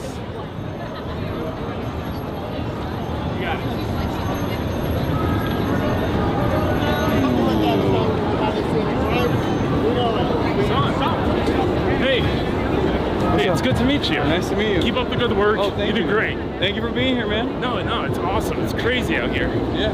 Yeah, good job.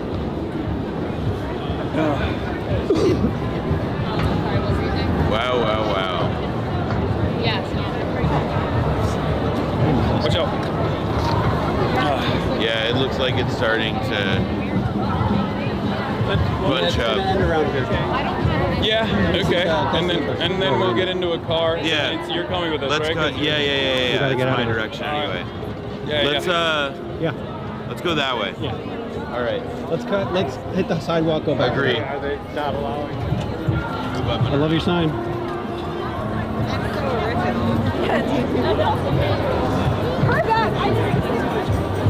When I was a kid, I used to be so scared of these things because I felt like I would fall into it. I still have that fear. No, that's right. Well, I mean, you should be afraid because you're a fucking giant. Like, maybe it will like slide through it. No. Whereas me, I'm infamously light as a feather. But the thing that I'm always scared of is that like my AirPods go. Actually, you know what I feel that way about? When you're boarding a plane. And, yeah. There's like that 2 inches. Yes, dude, same. I'm never like afraid of that on the subway, whatever, real New Yorker, blah, blah, blah. But when I'm boarding a fucking plane, bro, that is not how I feel. No, I feel you. I have that exact same fear. Yeah, this is supposed to be like kind of the end of the protest line too, because like that's where the Palestinian flags are. Apparently they put the Palestine ones in the back. All right, let's call it. Yeah, let's do it. Let's get over one though. Yeah. It'll be a little annoying for him to get here. You might want to walk all the way to 5th. Yeah, Honestly. I agree. Look at it. Look at the fucking mess over here. Because you can see they blockaded the. Yeah. 6.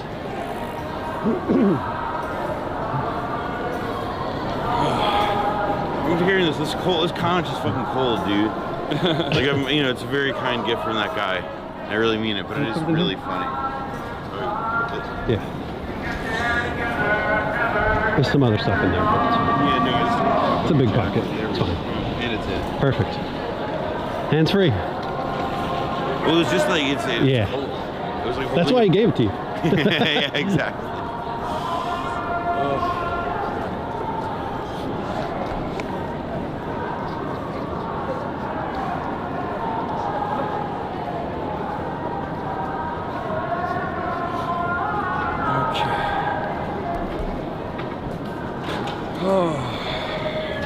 Yeah, sheesh, the traffic here is bad.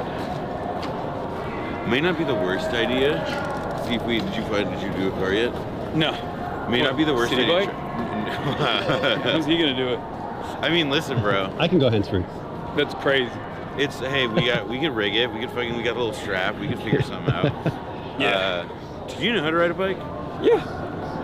Bro, I used to bike like crazy when I was younger. City biking rules, and wear a helmet. But yeah. There's a New York City live streamer who streams from his bicycle, fixes all over the place. What's up, guys? Thanks for everything you do. Thanks for being here. Yeah, see, they're hitting over at Herald Square down there. Let's just keep going this way a ways, and it'll be easier to get a thing. We can go we can go a ways.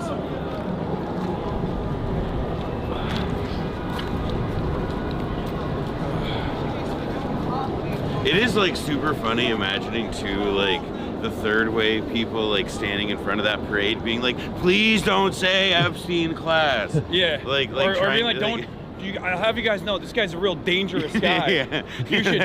You should not be around him. That was like. And also, if you agree with him in any way, shape, or form, you are not welcome in the tent. You are not a part of it. 50,000 suburban mothers coming up to you to thank you for radicalizing their children into jihad is what we just witnessed. That was what was going on there. Yeah, Matty B, Third Way, whatever her fucking name is. Yeah, the jihad continues, brother, as you just saw. It's just so funny to be that out of touch, where you're like, oh, this looks bomb. So this warm coffee, but you want a coffee? No. It's fine. I'll tough where it out. Where we're going, where we're landing, where we're going, there's gonna be plenty. Yeah. Yep. Yeah,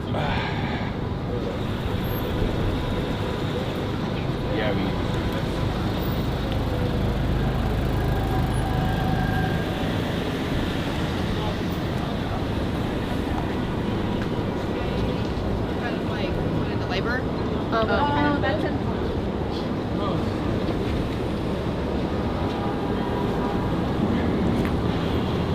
Chat, how was the audio throughout the duration? Was it really loud and bad?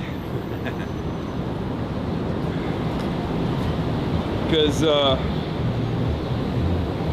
had no way of checking. I mean, I got texts from people watching, so they were able to hear something. Perfect, it was good. It was shrug, it was fine. Okay, perfect. All right, hell yeah. Yeah, Good, if they say it was even passable, then that means it was fucking diamond, considering their sensitive ass ears. Oh my God, I love that yes, Noah, see what you've done, chat? Even he knows. He's been on stream long enough to know that you guys are, I have audio sensory issues. All the motherfucking time. Less than 48 hours of savings left. Don't miss the final days to save 35% on gift sub bundles. Go. Where my Oilers at? Piker Broadcasting Service. For tomorrow's news today. You like that tagline? For tomorrow's news today. Yeah. I mean, you know, Piker it's like Broadcasting Service. It's like that line. I think it was the Nathan Tankus tweet, right? About how like being right too early. Exactly. Yeah. Yeah. You know, it's you're a leftist when you're right months or years before everyone else gets there. And everybody yells at you for it. But yeah, everybody gets mad at you, and then it's also like. I mean, I guess it was tomorrow's news today in the sense that this week more than most, considering that literally everything you did then became news the next day. Well, yeah, but that's not even what I mean. I mean, like, I'm talking about, like, all of the, I mean, this has been an ongoing thing since October 7th, but, like, we'll talk about something, we'll cover it, and then Al Jazeera will cover it, like, maybe a couple days after, and then New York Times will maybe cover it 3 months after. You know what I mean? Like, that's where I initially started saying that. But even with like the Iran stuff, where the media's been a lot faster in response, because it's like, it's not a non-state actor. And I do think that the American media cares about that. Because like non-state actors, Hamas, Hezbollah, like, or just like oppressed peoples in general, you never get their perspective. Also, like, but when it's a state actor and you can have him on your show, like Aragshi. Yeah, you can have Aragshi. Very different dynamic. I mean, Iran let a CNN crew in. I think, yeah, they were so mad about that. That's so funny. Which, like, you know, for what it's worth, it's like, yeah, there's like no journalists that get to go to Gaza because Israel doesn't let them in. Yeah. But there's also a contributor for like Channel for like the French, both CNN and also like French news networks as well. Like I see him, he's Iranian, he's in Iran, and he does some coverage as well. They have. It's not like you can take a plane and go to Turkey. I mean, not right now. Not right now. But you can go through Van. You can go through Turkey. Yeah, I was about to say Istanbul. That's like the first stop. Yeah, we're at the table.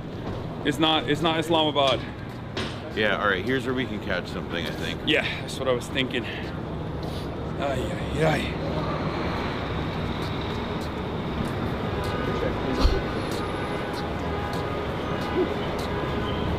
And we're back.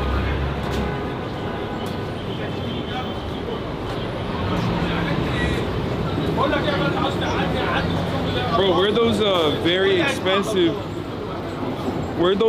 expensive trash cans at? Oh.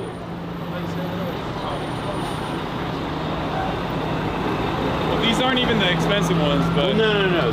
The like what you're talking about, like the bins. $22 million. The bins.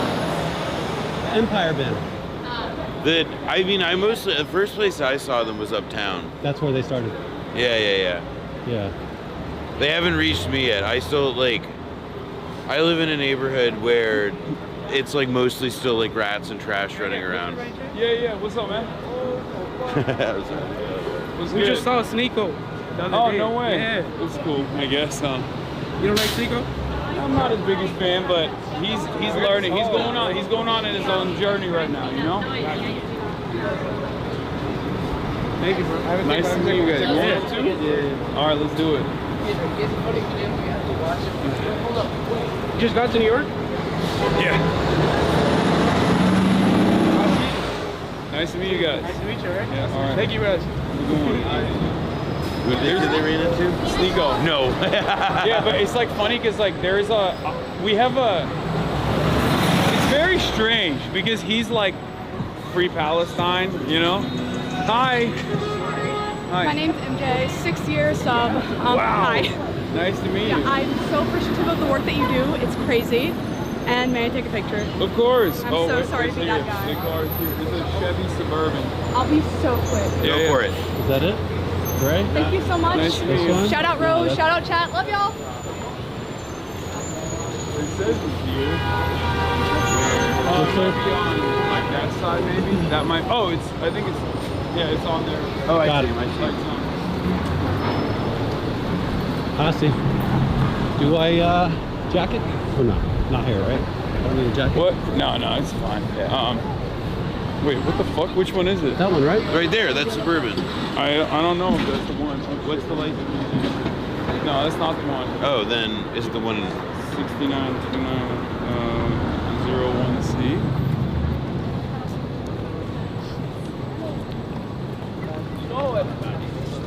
I think it might be the one in front of it. Yeah, that's what I was about. Yeah, the same exact. Yeah. Yeah.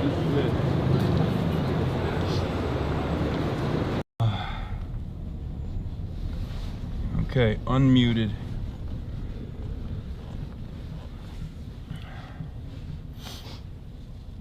W mute. Wait, really? Your ears pop? What is the problem? No, I unmuted. I was muted, chat. Oh, my fingers are so numb. I didn't know where he set the ISO dial to, but I found it. So oh, hell yeah. I got the brightness. Yeah. Yeah. You know we have auditory sensory issues. See, they're fucking complaining. They're doing the thing again. They're doing it again. Because the problem is that when I have had legit audio issues, I just don't believe them. Yeah. And that's the trouble. It's the boy who cried wolf. Sometimes it's real though.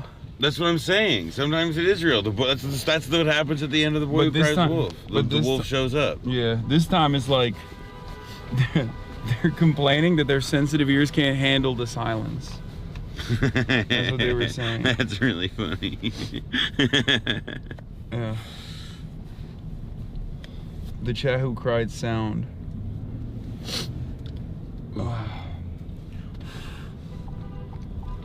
I'm really not built for this, bro. Like the fact that my fingers are numb from, not that cold weather. Like 20 degrees shouldn't. I mean, what about, how did Minnesota compare to this? Oh, dude, are you kidding me? There's nothing. Yeah, that's what I'm saying. Like, There's I mean, nothing on the planet that was as.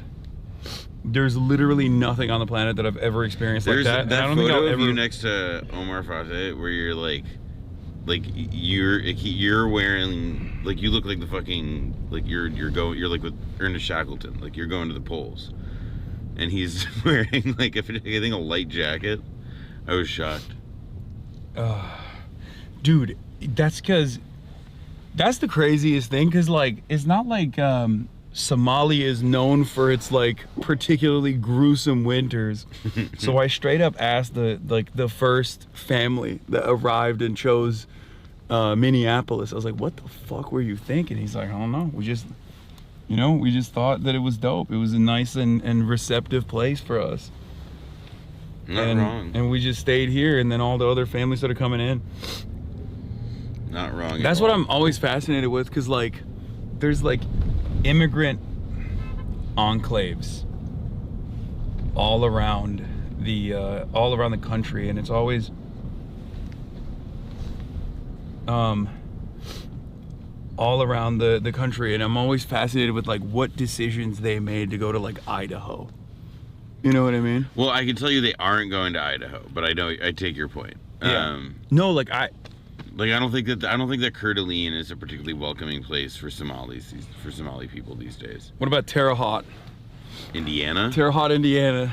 I mean, it's the Midwest. It's, like part of why the Midwest, if like a lot of parts of the deindustrialized or like awful suburban or semi-urban Midwest, it's like, yeah, if they have any life in them, if they've been, revived at all, it's because of immigrants. Yeah. I mean, it's literally happening. I mean, like, remember all that shit happening in Springfield, Ohio right now. That was exactly what I was bringing up. Like, Springfield, Ohio is getting like an economic revitalization as a direct consequence of Haitian migration into it, and they're like, the locals are very resistant. I mean, it's because they're, it's like the... Matt Brunig. Hearing a lot more about Hasan Piker than ever before. He's like the big player in the Democratic Party. Matt Brunig has tweet. Yeah.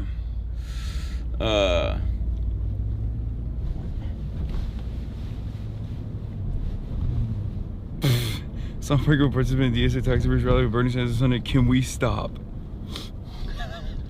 That's so funny.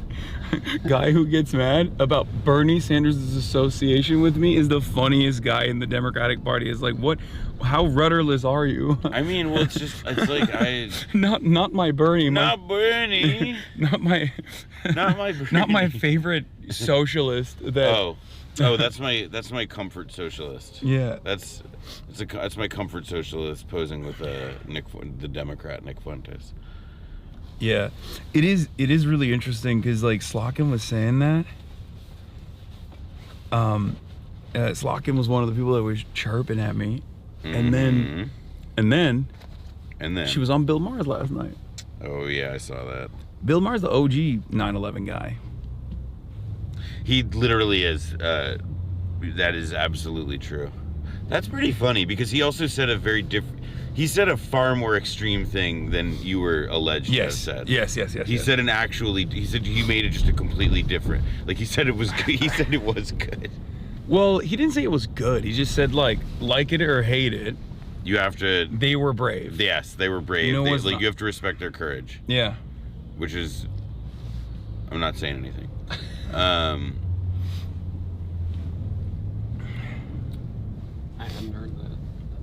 Yeah, well, because, before Bill Maher learned what Haktua, that's what Haktua means. Before he became that guy, he, I won't say that he was, the world's savviest stand-up comic, but he wasn't totally untethered from reality. Damn. Third Way is pissed off at Matt Duss. Matt Duss said, Hasan isn't driving a wedge into the party. The failed, repeatedly discredited, yet unfortunately still entrenched corporate wing of the party is. They fear the left's growing power and see Hasan as a way to make us argue amongst ourselves. We shouldn't fall for it. Matt Bennett, Third Way, Matt B. Matty B, my boy. That's what the B stands for. Leaving our bullshit smear aside, what moderates fear is that Democrats will be connected to a bigot who said America deserved 9/11 and that will help the MAGA right win. I don't know why you don't fear that too. It's like, you don't care if the MAGA right wins. Yeah, like I mean, at this point also, it's like I think you want them to win if you want to just like you have to make up stuff about him being a bigot and just like crawl into bed with AIPAC. It's like, all right, that's winning. That's what winning, because we all know that the most popular political cause in this country right now is Israel. Yeah. It's actually when you go out. When we went to the No Kings protest, everyone was like, more. Everybody's like, we need more money for Israel. Yeah. Actually, that was the whole point of that protest. Yeah, no. They were like, please send money to Israel. They were saying it's anti-Semitic how little we've sent so far. It's just like, there are so many angles that I think are hilarious about the people, like Cory Booker saying he won't go on a podcast with me. No, thank you. But then also like having, you know, photos with Yoav Gallant and photos with Benjamin Netanyahu. It's like, okay, dude. Like, I mean, it's like, but he's no longer saying, he's saying no to all PAC money, which also includes AIPAC as well. But no, it doesn't though, because AIPAC isn't a PAC.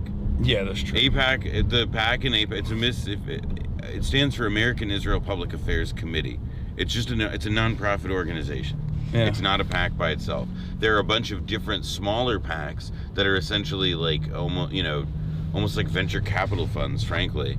That like NORPAC. I forget what the one that they used for this most recent for the cycle right now. But like it's because they obviously they give them bland names like American Renewal or American Freedom or Black Rights or some shit. I don't know, but they like it's all these pledges. It's like the Newsom thing. It's like it's the same. It's functionally the same thing as the flip flop. It's the incredibly vague promise to not keep doing a thing that you're obviously going to keep doing. Because if you didn't keep doing it, then you wouldn't be who you are.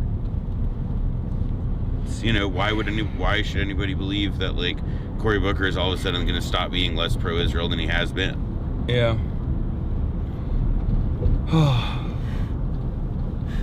I just don't know why they think they can put the toothpaste back in the tube on this issue and like a litany of other ones too, but like they genuinely have seen like a couple big flips and they're like, oh no, we can do this thing. It's because they're rewarding us for our incompetence. Like, their logic, right, or their attitude. And you talk to people like this or people who are on that side of the aisle and their argument is like, this will pass. Everything passes. When obviously the counter argument is, the thing that is currently passing is pro-Israel sentiment. That's what's passing. That's the thing that is not lasting, and that is coming to the end of the historically exceptional period in which the American public could be persuaded to just like endlessly like support Israel with money or political clout or whatever. Yeah. No Kings, they yelled, listening to Bernie Sanders, who's been in Congress longer than the reign of Henry VIII. Oh my God. Wait, sorry, what? Hold on, it's just like the dumbest guy alive, and of course, predictably, 18,000. Does he think that Bernie has the powers of Henry VIII? Yeah. Like that being a senator from Vermont is the same thing as being an independent senator too. Yeah, an independent senator.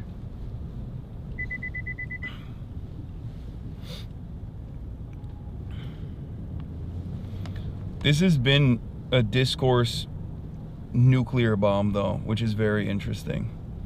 But yeah, here's some numbers that Jules Nader pulled. Here's everything Democratic voters agree with Hasan over the Dem Party. 95% support raising taxes on billionaires. 85% support Medicare for all. 78% support abolishing ICE. 77% oppose U.S. using military force to attack Iran. 67% believe Israel committed genocide. Okay?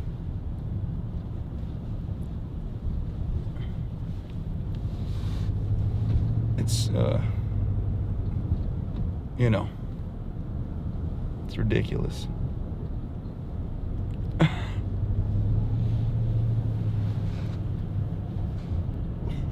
That's you. This is elementary, my dear Kulwin. I was gonna go with Inspector Gadget, but I do think that that's even better. Yeah.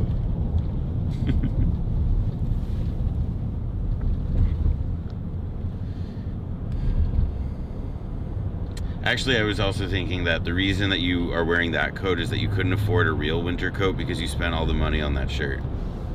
And those glasses you brought to Cuba. Yeah. Yeah. Well, yeah, that was all the aid funds that I just put in my glass. Yeah, the Cubans are just too embarrassed to admit that all the aid money went to the Hasan Glasses Fund.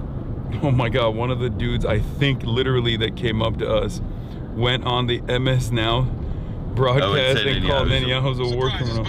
I think he might have been literally one of the dudes. People do not support the war in Iran. An overwhelming majority of the American people do not support Israel. This guy doesn't support me doing an interview. Damn, bro, good for you. Good for you. I love the way this sound goes down. I do think he talked to us, yeah. Yeah, no, that's a... I'm pretty sure we took photos with that guy.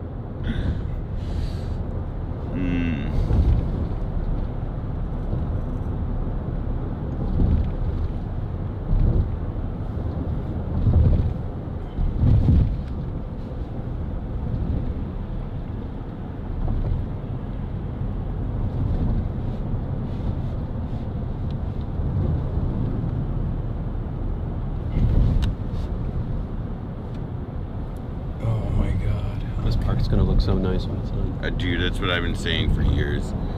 I'm so excited. Yeah. Build the park, Zoran. I mean, my like crackpot dream is I just want them to bury the FDR. Like, I think if the East River of Manhattan could just be, if you just got rid of this fucking highway, and like it would be perfect. It would be like the most beautiful river walk in the entire Western Hemisphere. And instead, right now, it's like a highway that 90% of the time is like fucking bumper to bumper. That's it right there. Yeah, Zoran, come up with a way to fix that, please.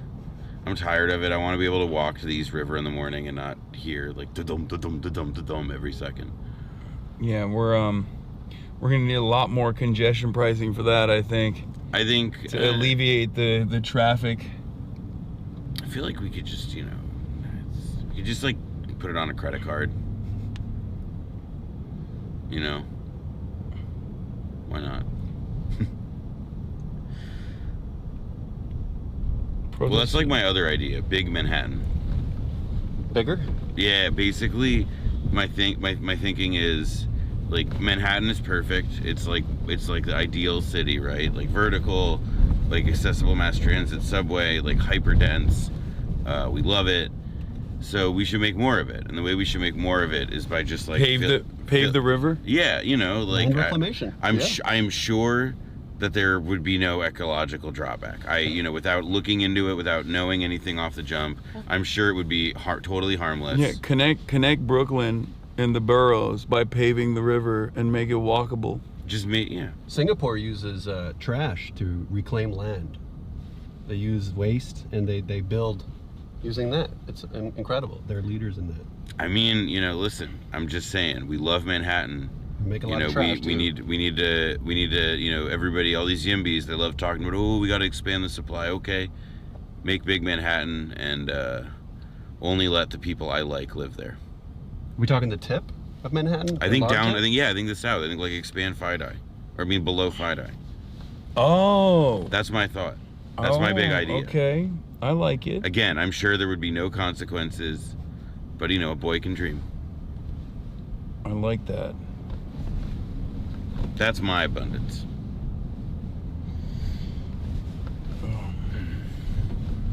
So, what's our final thought on No Kings protest? I think it's good that people are out there again.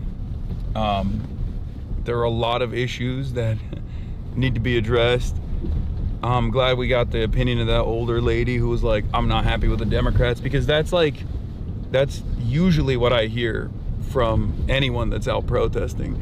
And most of those protesters were older.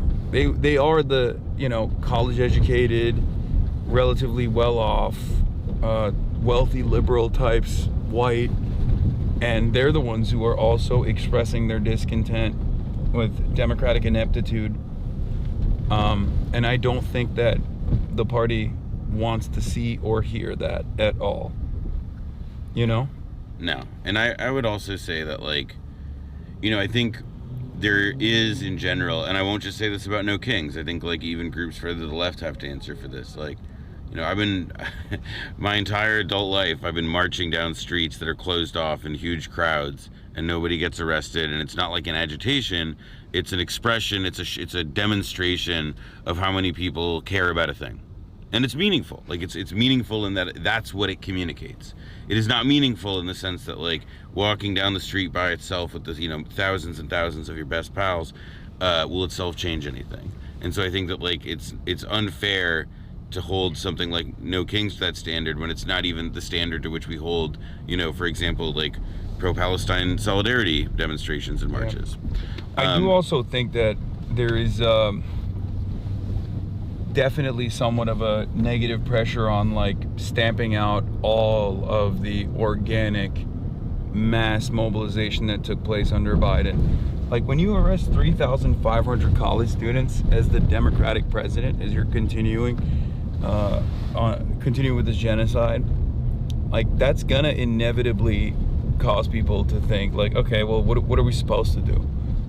Like an abject refusal of their demands in an election cycle too. Like, you're creating voter apathy. You're creating voter apathy. You're teaching people that their voices don't matter, that, like, everything they learned about engaging in their civic duty, participating in protests, exercising their First Amendment rights, like, all of that is actually totally inconsequential. And we will marginalize you even if you have the numbers. We will avoid you. We will make it seem like your movement is irrelevant. And I think that's a little bit discouraging for sure. And I think that's part of the reason why people are just like, what are we supposed to do? You know? Aside from the fact that in the absence of a draft, there is no immediate fear that this will impact them. Also, like, I think one of the things to also kind of, you know, this is like what historians refer to as contingency, the necessity of events for something to happen, that other things have to happen first, and that those are often things that happen first that you don't anticipate, that you can't anticipate. And so much of what I feel like political work in this moment often feels like, you know, not incorrectly, that guy's gas cap is open. Damn. Oh, we should probably hide it. Yeah, okay. I just texted the spot. Yeah. To let them know. Lost my train of thought. Gas cap? Yeah, prior to the gas, it just totally threw me. I was like, that is a weird thing to have out. We were at anti-war. Where were we? Where does chat say we were? Just want to make sure it's okay if other people are in the space, just like regular. Yeah, Since we don't have it booked a out. lot of people are gonna swarm to it eventually. Yeah. So just let them Just keep know. it short. Yeah. You know. Yep. One question I did have Contingency. Oh, contingency, right. It's just that all these events have to happen for another. A lot of work right now feels prefigurative, meaning that, like, everybody's acting the way that they want to be able to act at the point in which like, when their politics can be something that they can do, not that it will, like, be the work that leads to that thing. It's like look the part, be the part, kind of. And I don't think that that's necessarily, like, the worst thing right now, because look, like, the economy is wobbly. This war is going on. We don't know. I mean, part of what's so weird about this time is we don't know where it leads. And so I think so much of, like, the most of what you can ask of people, aside from just, like, tell the truth, is about this kind of, like, modeling the kind of people and the kind of political movement you want to be in and be a part of, particularly for these moments, you know, these moments of time, when time is thickened, is how it feels. And possibilities emerge and more people get drawn in. I remember 2020 certainly felt like that for a moment. Yeah. Have you been to this spot before? No, but let's. Okay. I don't think so. Or maybe. I don't know. I have no idea.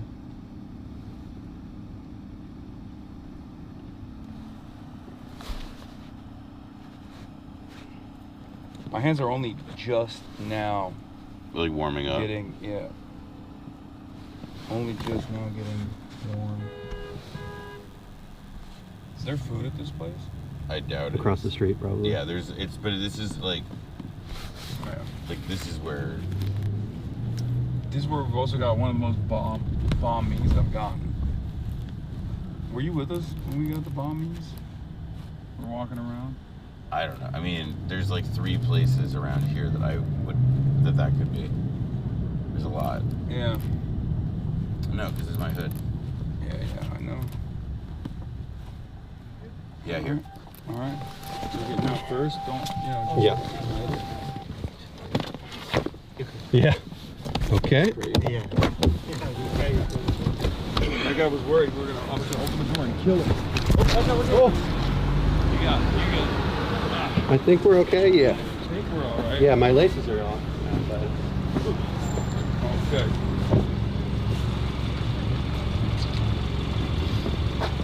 Okay. Flashbang. Keep it low? Yeah, sorry about that. Right there on inside to outside. It's right there on that corner. Okay, Yeah. so now, 12:30. Yeah, I'll catch you. Yeah. I can go, while you do that, I'll go grab it. Could you get some water too? Absolutely. Sweet.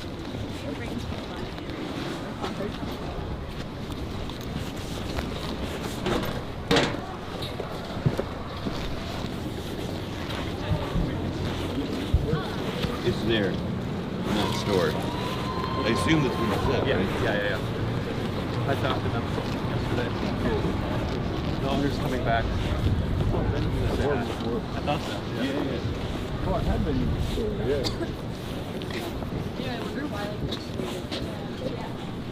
All right, I'll grab. What do you want? Just Hasan, cold brew or what? No, warm coffee's fine. Black? Like cappuccino or something. Black or? Black is fine. Okay. And water for you. Yeah. Hi. You talked to Abi. Yeah. Hi. Where can we plant? I think you can plant here. The bathroom is a mess, so I can't like give you a big space. Okay.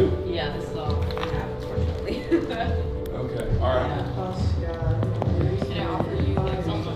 Oh, I'd love that. I mean, my friend is getting me some water, but I'm not going to say no to something. I want still. You want to have still water? Yeah, it's like a Perrier sponsorship, Perrier. Ooh, okay, all right. Yeah, no, that's fine. Alright, I'll give it to you. I'm good on that. No, you're good. Yeah.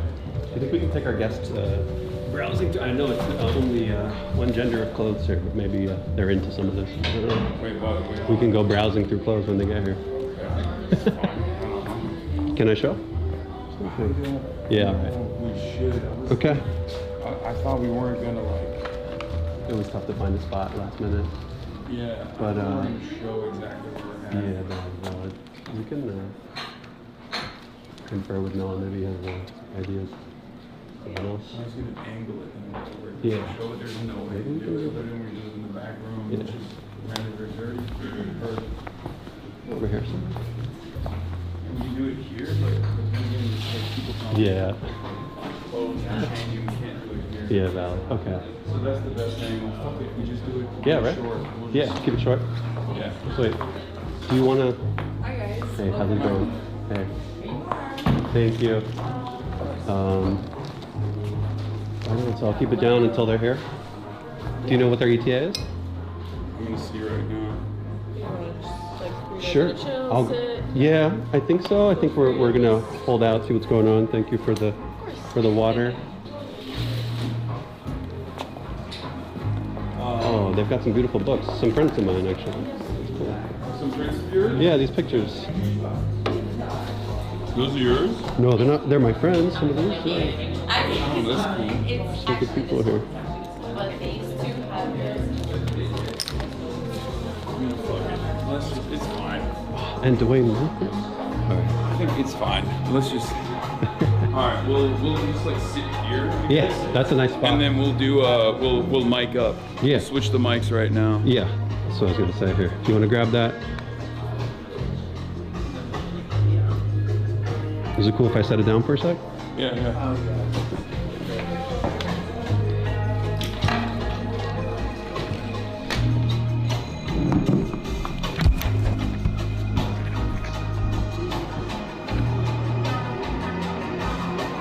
One of them is supposed to have the cable too, I think. Or maybe, oh, you just... Oh, it's probably in here. Yeah.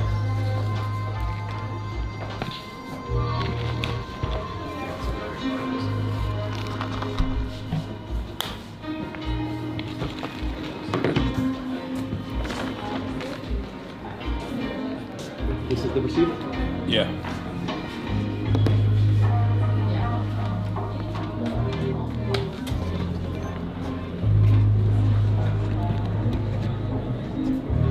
Let me know when you're ready to switch. Oh, I'm ready. Okay, taking out the other one. Sorry to the audio files. And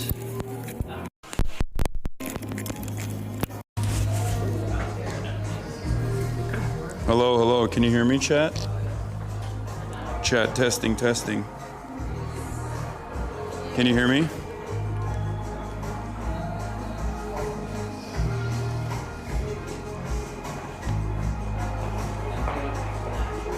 Let's see.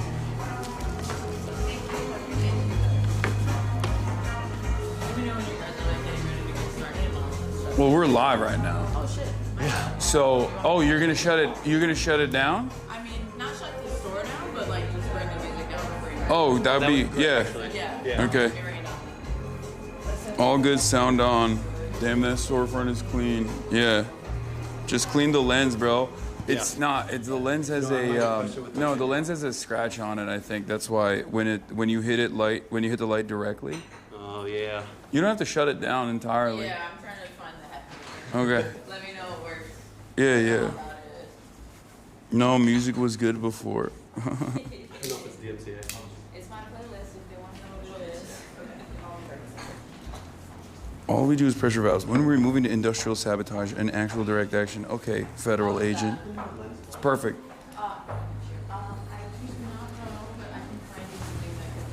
Thank you so much. So funny. Water for you. Thank you. Here, you want to mic up, Noah? Get the white one for now while we wait. Yeah, sure. Here, one sec for me.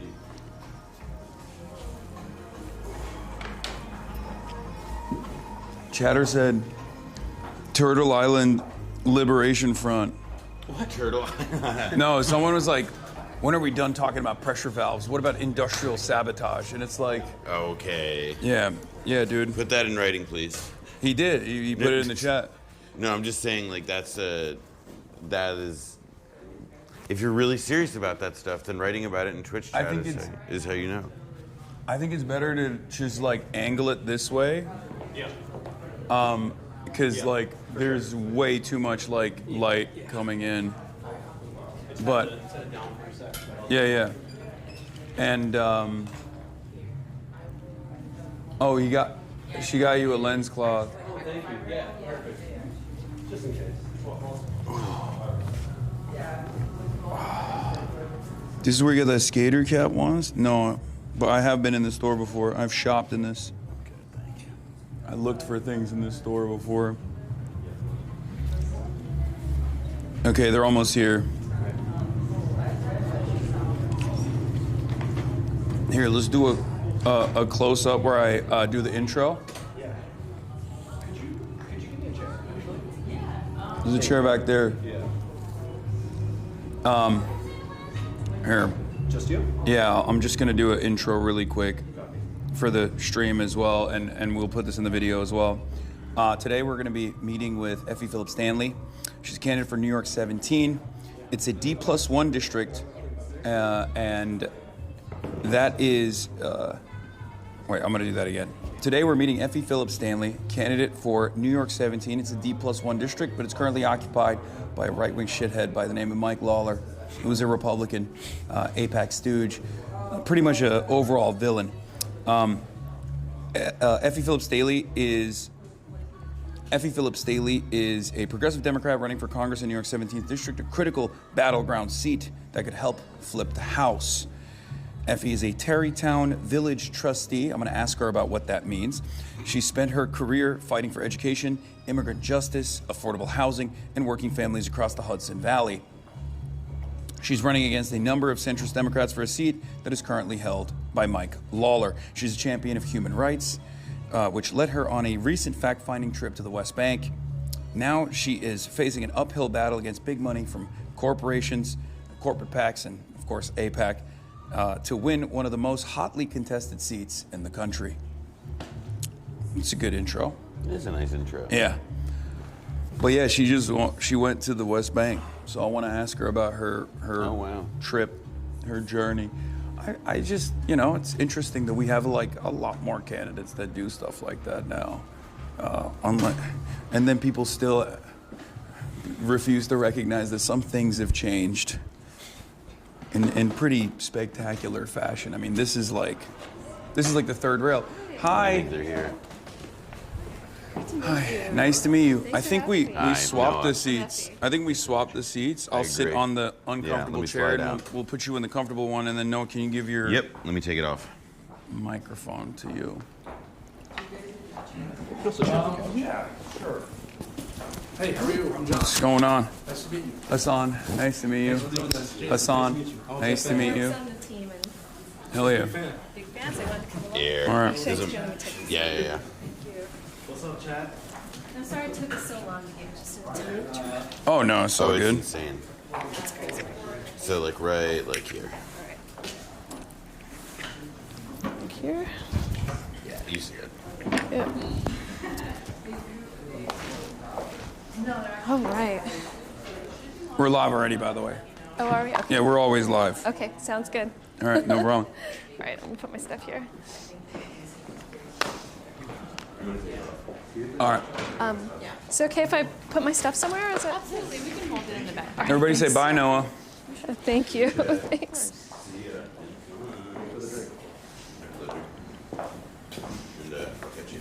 All right. Peace, Brody. Thank you. Thanks. Let's do it right here, right? We can.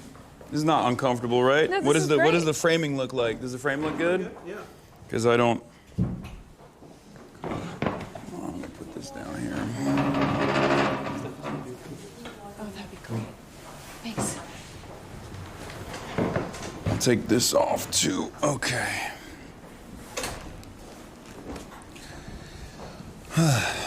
Good? I'm great. All right. Hi. Hi. Thank you for coming on. Thanks for having me. Question on everybody's minds.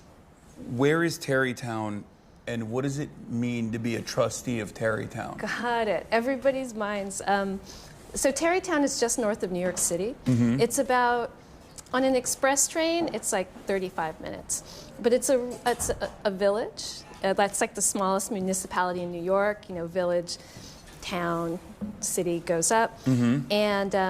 And yeah. So it's a village, not even a town.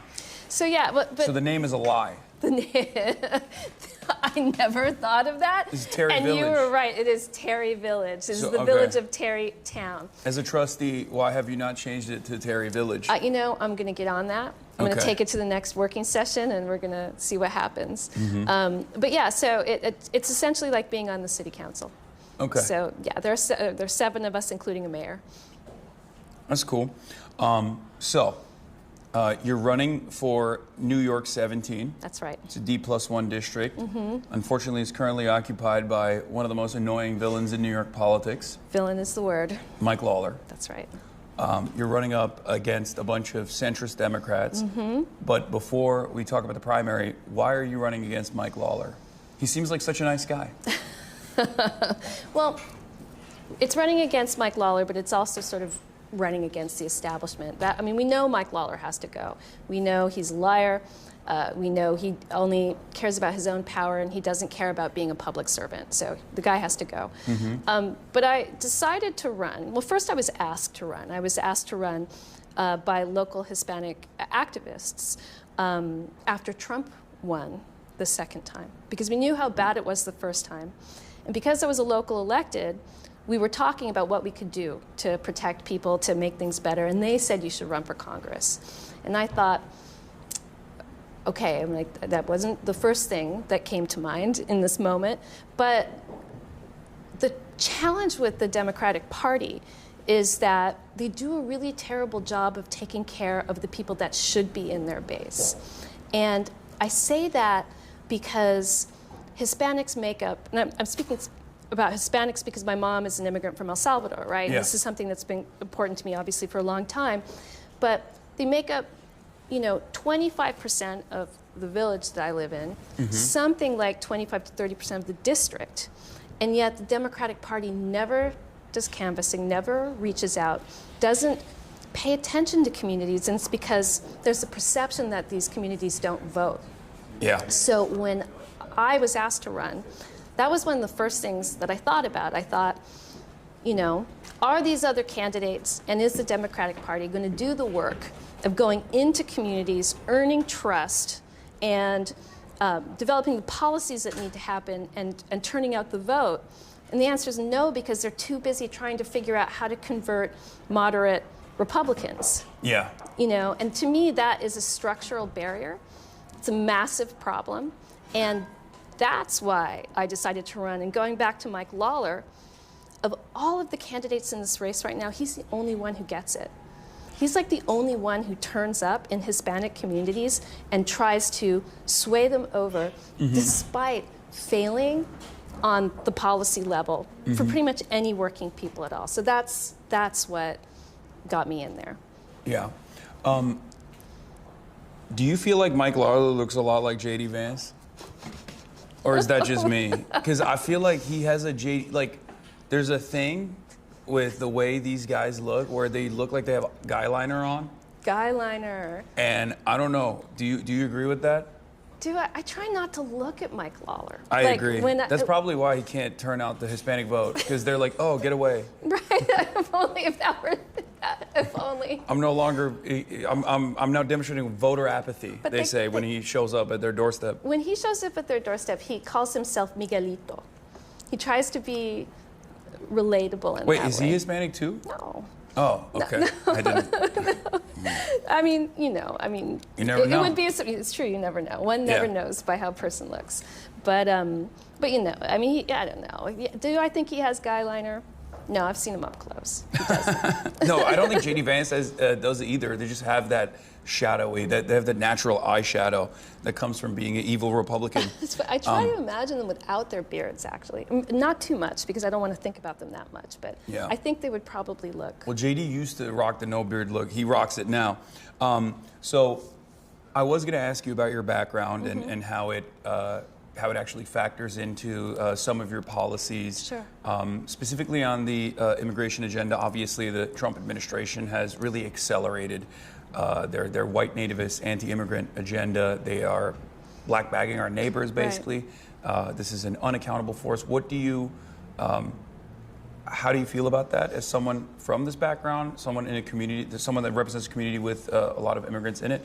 And what are your policy suggestions? Got it. I mean, the direction of this nation and the one that you just described, that Trump is taking, that Mike Lawler is carrying his water for, to me, is the most anti-American platforming imaginable. Because, I exist as a person whose mother is an immigrant from El Salvador, and my dad was a working class, high school educated guy from Oklahoma, right? Only in a nation that is pluralist do we all get to exist in this way. Where else would I be in the world except for here? And to try to frame our nation as something that is anything other than that is anything other than a nation of immigrants who came here for better or worse, in good ways and bad ways, that is the defining condition, and anything of this supremacy nonsense is just a lie, and it always, I mean, it exists as a power structure, but it's always been wrong. Yeah. Right? So, I mean... The attitude was different too, like not that long ago when you think about, I mean, Ronald Reagan is the devil, but when it came to offering amnesty to a lot of immigrants, and also on top of that, the way he communicated about what it means to be American. Like you can be from anywhere around the world. This is the only country where you get here, you live here, you work here, you can say you're an American. Yes. It's unlike any other country. And it was like a part of the exceptional nature, I guess, of America in some ways. One of the defining characteristics is the thing that I think is very redeemable about America. And yet there's this betrayal of the social contract. So what are the policies that you would advance as far as like alleviating this pressure from migrant communities? There are so many. To me, the most critical one is we describe as abolishing ICE, which is what that is. But it's really taking a look at the way ICE came into being and the Department of Homeland Security came into being in 2003 in response to the war on terror, where you took what used to be immigration and naturalization, right, which is what my mom came through in this country, right? And then they conflated it with customs enforcement. And when you put these two together, you can get comments from like another candidate who won't say abolish ICE and talks about the importance of drug enforcement at the border. Yes, drug enforcement at the border is important, but that has nothing to do with my mom coming to this country. Right? And so to have it structured like that is what sets us up for this kind of tyranny. And that's what we have to do. So much of what we have to do when we take back Congress and we take control of the U.S. government is to sort of look at the infrastructure that we have and figure out how to make sure that it is set up to be equitable. Like when Trump took away only allows English on government websites. So safer housing. It used to be in 40 languages. Now it's just English. That cannot be. People in this nation have to have access to this information. They're entitled to it. It's a denial. So these are the kinds of things that we have to look at structurally, you know, one by one, just to make sure. And I think for me as a candidate or as a human being, we have to put people first. You know, like we have to look at laws and policy critically and say, is this enabling people to live their best lives? And if it's not, then there's something wrong with that, and that's what we have to fix. Absolutely. So El Salvador is currently run by a Palestinian. Unfortunately, he's not some of the best that Palestinians have to offer, but he's pro-Israel, and he's most famous for building the world's largest, concentration camp. And it's now housing undocumented immigrants from the United States of America. It's a horrible, horrifying process. As a Salvadoran, how does it feel having your country be viewed by America as a distant place tied to policies that punish the most vulnerable among us? I think it is, it's tough. I mean, I just took my mom back to El Salvador for the first time in 10 years, a year ago. And we were able to go, and I took my family, who, to be honest, because the country is so violent, I never thought that I would be able to take my kids there. But we did. And it was safe, but it was safe in a way that you would never want a country to be safe, because it's totally, it's like a police state. And that they suspended, although I will say I heard from many people, and Salvadorans are the kindest people, and it is the most lovely country. But people said that, the Mara, the time of the gangs, was worse than the Civil War. So they kind of accept the conditions that they're in because of the level of violence there. But it is, and to be plain, that El Salvador has always dealt with dictators. But to have the safeguards to prevent dictatorship removed, so Bukele can continue. To have this, to suspend due process. In a place where due process is already kind of tenuous, but to dragnets. To suspend it and then have CICOT, the prison. I mean, this is not this is what really gets me. Like, this is not the model for how any country should be, and it certainly isn't the model for how the United States should be, or what the United States should be involved with. Yeah. But to have Republicans go to CCOT, tour it, and act like this is some wonderful thing, maybe we should try it, and then set up this kind of awful deportation into this horrendous prison, this is disintegrating our democracy. El Salvador should not be the model for our democracy. Yeah. It's got to be the other way around. Yeah. And so... Well, our prison conditions aren't so great either, to be fair. This is true. That's this why is there's... true. Well, I think El Salvador is one of the only places where you could actually, and lawyers have done this, successfully deny prisoner transfer to on the conditions that it is so inhumane that judges will actually literally straight up deny a migrant that has actually been convicted of a crime to go and be sent to CCOT. And yet we're sending people who have done no crimes to CCOT right now, just simply under the suspicion that they might be illegal, with ridiculous conditions like the tattoos that they have, things that don't actually normally would fit that profile at all. But one of the other questions I had for you is that you recently went to the West Bank. That's right. And it was a couple months ago. You went to the city of Hebron. Yes. And you met with Palestinian farmers to learn more about Israel's occupation of the Yep. land. You described the genocide of Palestinians as the Vietnam of the younger generation. Yeah. What did you witness firsthand, and how do you think that translates to implementing policies back here at home? So what I witnessed is what many of us have read about, have heard about, have seen in the news. But what I witnessed was speaking to people firsthand about the direct impact and seeing the direct impact. And I have to say, it is appalling that our tax dollars go to support this kind of, it's a terror, like these people are living in terror. We visited a family in a town called Susia, and it had a settlement pop up on one side, and they found an archaeological site on the other, and this is the justification that they used to sort of squeeze out the people off the land that they've been on forever. Mm-hmm. And I'll say this, like, when we were sitting in his home, he was so kind, you know, his whole family was there, you know, every age, like a beautiful family.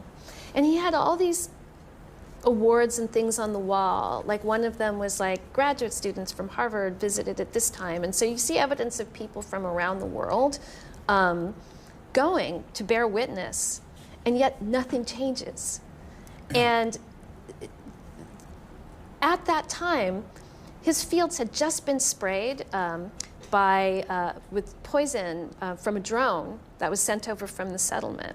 You know, as we were leaving, the settler who was, I mean, sort of the main agent of the terror that he was experiencing, was just on a horse on the perimeter, just watching, you know? And then after we left, I mean, I think we got back on the 10th of February.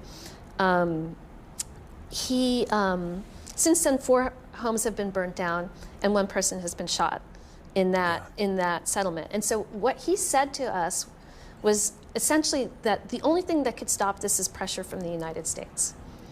And it felt so terrible to look at him and think of how much time it's going to take to turn the gear so that the United States can do the moral thing and actually apply that pressure.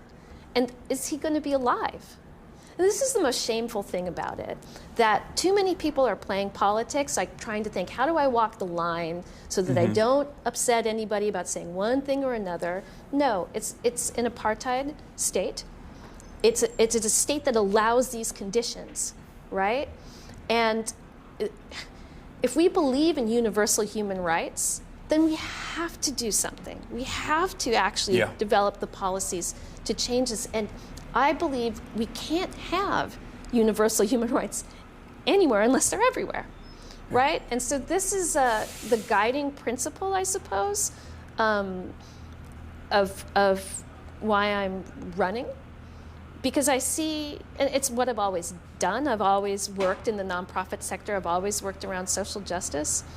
And if we don't use our nation and its immense power for things that enable people to live their best lives, then what are we doing? This is this is, I guess, my position. And yet, when you came back, and you were also pelted by settlers, from what I understand, That's they right. threw eggs at you and your guide while you were there, Mhm. and you came back, and the response from some of the Democrats who had initially supported you for ballot access was that they withdrew their Yeah. support. Was that shocking? It was. Or expected? Well, that's a great question, because that actually happened while we were still, like what I just described to you in Susia, we got back to our hotel in East Jerusalem, and then I got a panicked call from a person who was in that meeting saying, you're losing all your support. And I'm like, I am? And so they told me, you know, who and when, and I called that person and I said, what are you doing? I said, you've known me forever. Mhm. And like, you know me to be a reasonable person. And so what is this? And he had been on the AIPAC tours, and he said that that what I was doing was undermining Israel's ability to create coexistence. Coexistence as he saw within schools in Jerusalem that have Israelis, Arabs and Israeli Jews in school together. I think maybe there are 4 of those schools. Mhm. But what I said to him, and it was because the word apartheid was used in one of my posts, not by me actually, but by another person, and I agreed with it. Mhm. That's what did it. That's what made the room change. And I said to him, I'm like, look, I mean, this is what I saw. Like, I saw it with my eyes. Yeah. And, you know, and I said, if you were here, if you actually went to the West Bank, you would see it too, because it's undeniable. It's Yeah. undeniable. So I don't know if it's willful ignorance or it could be many things, but I would like to think that if more Americans really understood the conditions and saw them in this way, and if more elected officials, I went on a tour that was called Extend. And Extend was created 15 years ago as an extension to Birthright tours. It was created by Israeli peace activists to show the other side of it. And we were led by Israeli peace activists that were former IDF. Mhm. They're the ones who took us. Breaking the silence? Breaking the Silence. Yeah, it was with Yehuda Shul from Breaking the Silence. Yeah. That we were walking together, and that's when the eggs came flying at us from settlers who had an IDF soldier standing next to them as they were pelting us with eggs. Anyway, so yeah, I'd like to think, at least, and I believe that we're seeing it in the polls, that if people understand the level of the human rights violations, that they would not want our country to be funding this. I think people are there already. I mean, 67% of Democrats already agree that Israel is committing a genocide. It's almost become a 90-10 issue as far as like conditioning all aid to Israel, or even denying aid to Israel until they stop. And yet, there are a lot of party officials with even presidential aspirations that refuse to communicate on this matter clearly. There are some people that very clearly want to run for president that also have used that word, apartheid, which is the truth, right? And it's something that virtually every human rights organization recognized in 2021, as a matter of fact, not even recently. And then they had to back away from that position and said, oh, well, I think it's getting there, potentially. It was a very cowardly attitude, in my opinion. However, this is definitely the majority position. You have talked about, and you also mentioned it in this interview as well, you said it with Prem Talker too, you said human rights don't matter anywhere if they don't matter in Palestine. That's right. Do you agree that this is a decent litmus test for Democrats in general? Yeah, 100%. And it's not just me. I mean, I came to this. When I first started running, the advice that I got from the establishment was never to talk about this issue. Of course. That was the first thing. And I was like, okay, never talk about this issue or we can't take back the House. This is the framing. And then you start talking to people, start talking to constituents, and they're like, I don't want to talk to you unless you tell me what you think of this. Yeah. Every single time. That these are there are three issues that come up the most. Well, I'll say two. This issue is one of them, and people want to know, like, do the candidates have the courage to call what they see what it is, which is apartheid and genocide. Yeah. And so, I mean, this was a big part of the reason why we decided we needed to go. At least for me, and we led a delegation that included people from like local Jewish Democratic organization, a person from J Street, an Episcopal priest, because people with very different opinions about the issue because we wanted to see it together. Mm-hmm. And this was the consensus. The consensus is that it is, well, I'll say this, there's disagreement on the word genocide. Mm-hmm. That's a tough one for some people. They have to work that out, I guess. But like, but the apartheid, I mean, we went to Ophir military prison. You know, we went, human rights lawyers took us into the courts. Like, imagine a Jim Crow setting of like blacks, whites. That's what it is. Yeah. It's Palestinians, everybody else. Different doors, different conditions. And I mean, the fact that there are different, there's the military system for Palestinians, and then there's like a civilian system in terms of the courts. You know, for Israelis, yeah. For Israelis, I mean, it's like two roads, different license plates, checkpoints. Two roads, and it's no contiguous state for the Palestinians, even though it's legally their land, mm-hmm. and Israel is illegally occupying it, and all of the system is enforced by a military that we actually fund. Yeah, it's unbearable. I want to get back to your district. And this might be somewhat of a tough question, but around 12% of your district is Jewish. Mm-hmm. And when you got back from your trip, how did you communicate? Is this, because one of the things that people immediately, in my opinion, falsely associate American Jews with is like unconditional support to the state mm-hmm. of Israel. Do you feel like that's reflective in your constituency at all, or do you feel like it's more mixed? It's entirely mixed. Yeah. The majority of people who have brought this to my attention, I mean, maybe not the majority, but certainly a strong number have been Jews. Mm-hmm. I get the most encouragement from lots of people, but a lot of encouragement from Jews who really challenged me, especially in the beginning, to be brave and to just say it like it is, say it like you see it. And so there are some communities that certainly don't like the positions that we take, that take issue with me calling out AIPAC. Even Democrats, it's not great, but there are just as many or more who say, no, we know this is wrong, keep going. Yeah. So, yeah. Here's one angle that I always find interesting. So Mike Lawler, the Republican, that hopefully you'll be facing off, and the general is funded by AIPAC. Mm-hmm. And the mainstream Democratic Party candidate who's leading in the early polls is Kate Conley, mm-hmm. and she was endorsed by the Democratic Majority for Israel, That's which right. is an AIPAC subsidiary pretty much. Mm-hmm.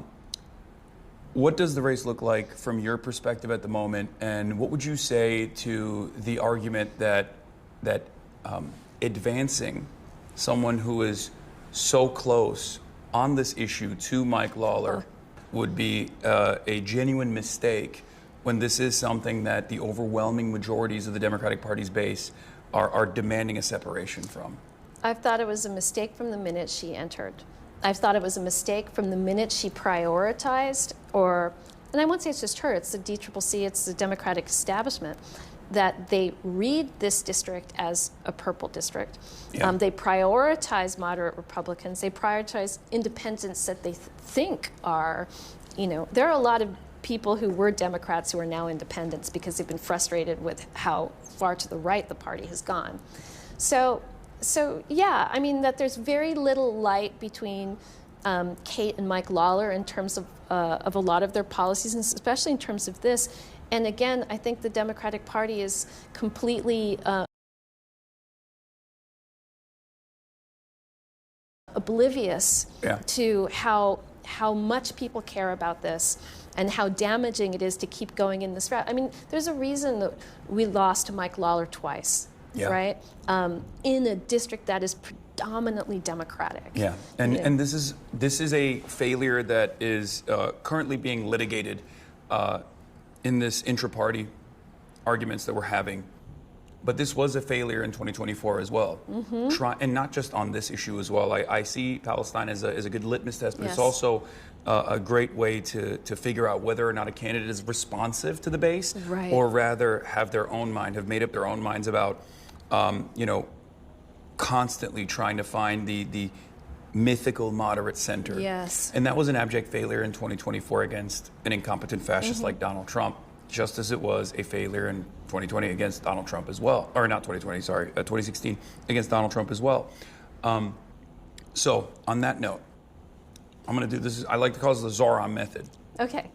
5 key policies that you would be associated with. What would those 5 top line policies be? Sure. I mean, I have what we call the Suburban Progress Agenda, and it focuses on housing frankly, it focuses on all the things we could pay for if we weren't dropping $1.8 billion a day in the war in Iran. But housing affordability is a critical one. Medicare for all. We have to start treating housing and healthcare as a human right. I mean, it's outrageous. I mean, I lived in the UK for 4 years. I know what it's like to be in a system where your healthcare is taken care of. It's great, and everyone should have that stress taken off of their lives so that people can live their best lives.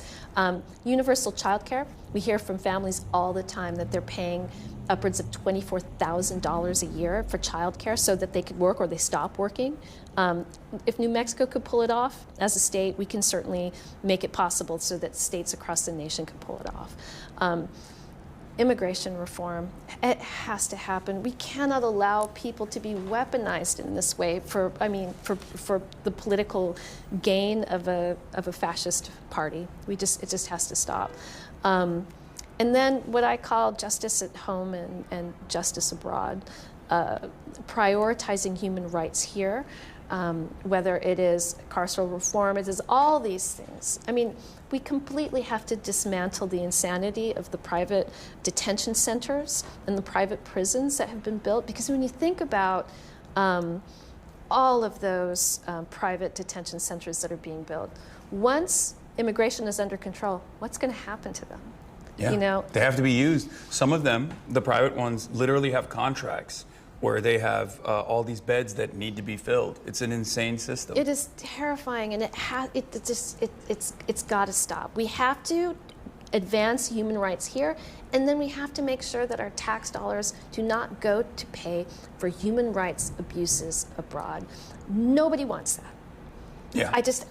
Nobody wants it. We have so much that we can do here, so much that we can, and then I'll say this, these guys are so quick, this administration is so quick to go to war. We have such power as a nation, economic power, diplomatic power, political power. Why on earth are we racing to this kind of, to violence, always to violence? Yeah. And it's as if violence didn't perpetuate itself. So yeah, these are the things. This is, I think, the vision that we're trying to take, and I know everyone's ready for it. Enough of this constant creation of trauma. Oh. Okay, all that sounds great, but have you thought about blaming transgender immigrants for all of the problems that your district is facing, and how you are going to be the strongest advocate against migration into the country? No, that hasn't really. What about maintaining the most lethal military that's ever existed? Yeah, that's not super high on the list. Okay. More money to Israel instead of rebuilding our schools so that we can bomb schools over there. That seems to be very popular right now, but that is not something I would advance. All right, so I'm going to do the last thing here, and I'm going to ask you some rapid fire yes or no questions. Okay. Okay. Do you believe in Medicare for all? Yes. Universal child care? Yep. Abolishing ICE? Uh-huh. Banning members of Congress from trading stocks? 100%. $25 minimum wage? Oh, yes. Implementing the Green New Deal? Uh-huh. Yes. Canceling student loan debt? Yeah. Imagine all that money back in the economy. Raising taxes on billionaires? Oh, Yes. Ending the war in Iran. 100%. Ending American aid to Israel. Yes. Okay. Well, that's pretty good. I mean, I'm sold. That's great. The last question I have for you is, at the moment, we're waging a war in Iran, a war of choice. We're bombing villages in Ecuador. We're blowing up fishing boats off the coastline of Venezuela in the Caribbean all around, and we're holding the head of a sovereign nation in solitary confinement in New York. Looking beyond the campaign, what's your message to people struggling to pay their bills while watching their government belligerently attack the rest of the world? Look, I mean, if we prioritize people and their ability to live their best lives, and a government that actually works to make that happen, that's what we're trying to bring so that we don't see all of this. We should not be living hand to mouth, unable to pay rents that are skyrocketing because we don't have enough housing. And at the same time, seeing the tax dollars that we pay into this system go to do all this other stuff that is appalling, that is immoral, that costs an immense amount of money that some people get rich off of, but certainly not the average person in this country. This is what we have to stop. If we prioritize people and their lives, and then use our tax dollars to ensure that we could all live our best lives, just imagine what our country could be, what it would be capable of. Yeah. You know, so it's really sad that it has come to this, but I believe that most of us are angry enough to go to the ballots and change this. But there's actually one more thing that I want to say, that it's not just about the ballot, because our political system is so entrenched in terms of funneling money to the candidates that they believe are going to keep the system as it is. And that's why you see my competitors, you know, fully funded, and then people like me who are here to challenge the system, you know, have to rely on grassroots networks to get funding, because we don't take corporate money, they do. We're not taking APAC money, they're taking it. They have the bundlers from the DCCC going across the nation.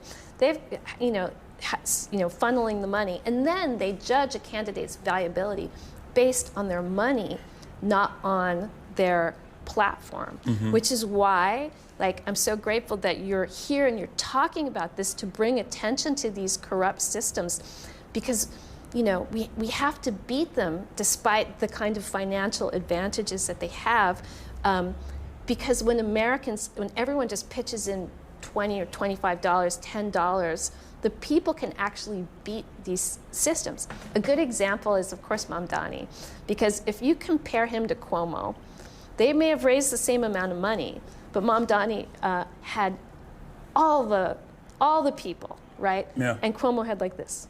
Cuomo had like no people. Yeah. So empowering people to support campaigns and to get out and vote is the way we're going to take it all back.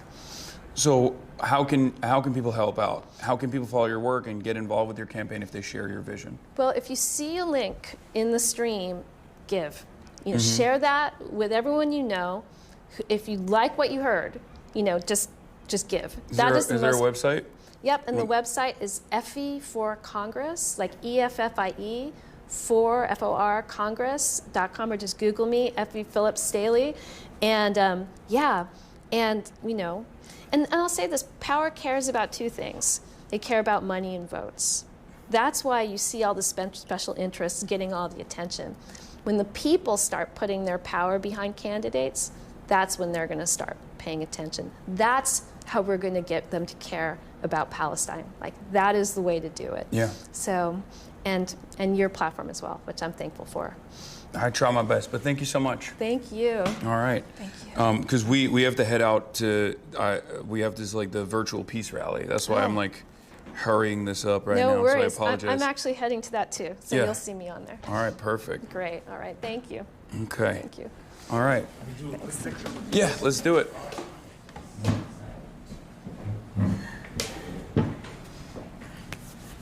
Oh, okay. Here we go. I need to be taller, man. All right, perfect. Thank you. Nice to meet you. I'm gonna give you a hug. All right. And I'll take that. There's a magnet behind it. There it is. appreciate it. Thank you so much. This was great. Okay. All right. Yeah. Let's do it. Want to take a picture? Yeah. Of course. I mean, honestly, awesome. Appreciate it. Nice to meet you. Good to meet you. Thanks for everything. Of course. Nice to meet you. Amazing thing you've done. Really. Thank you. Keep doing it. This guy runs the joint, if you want to meet him.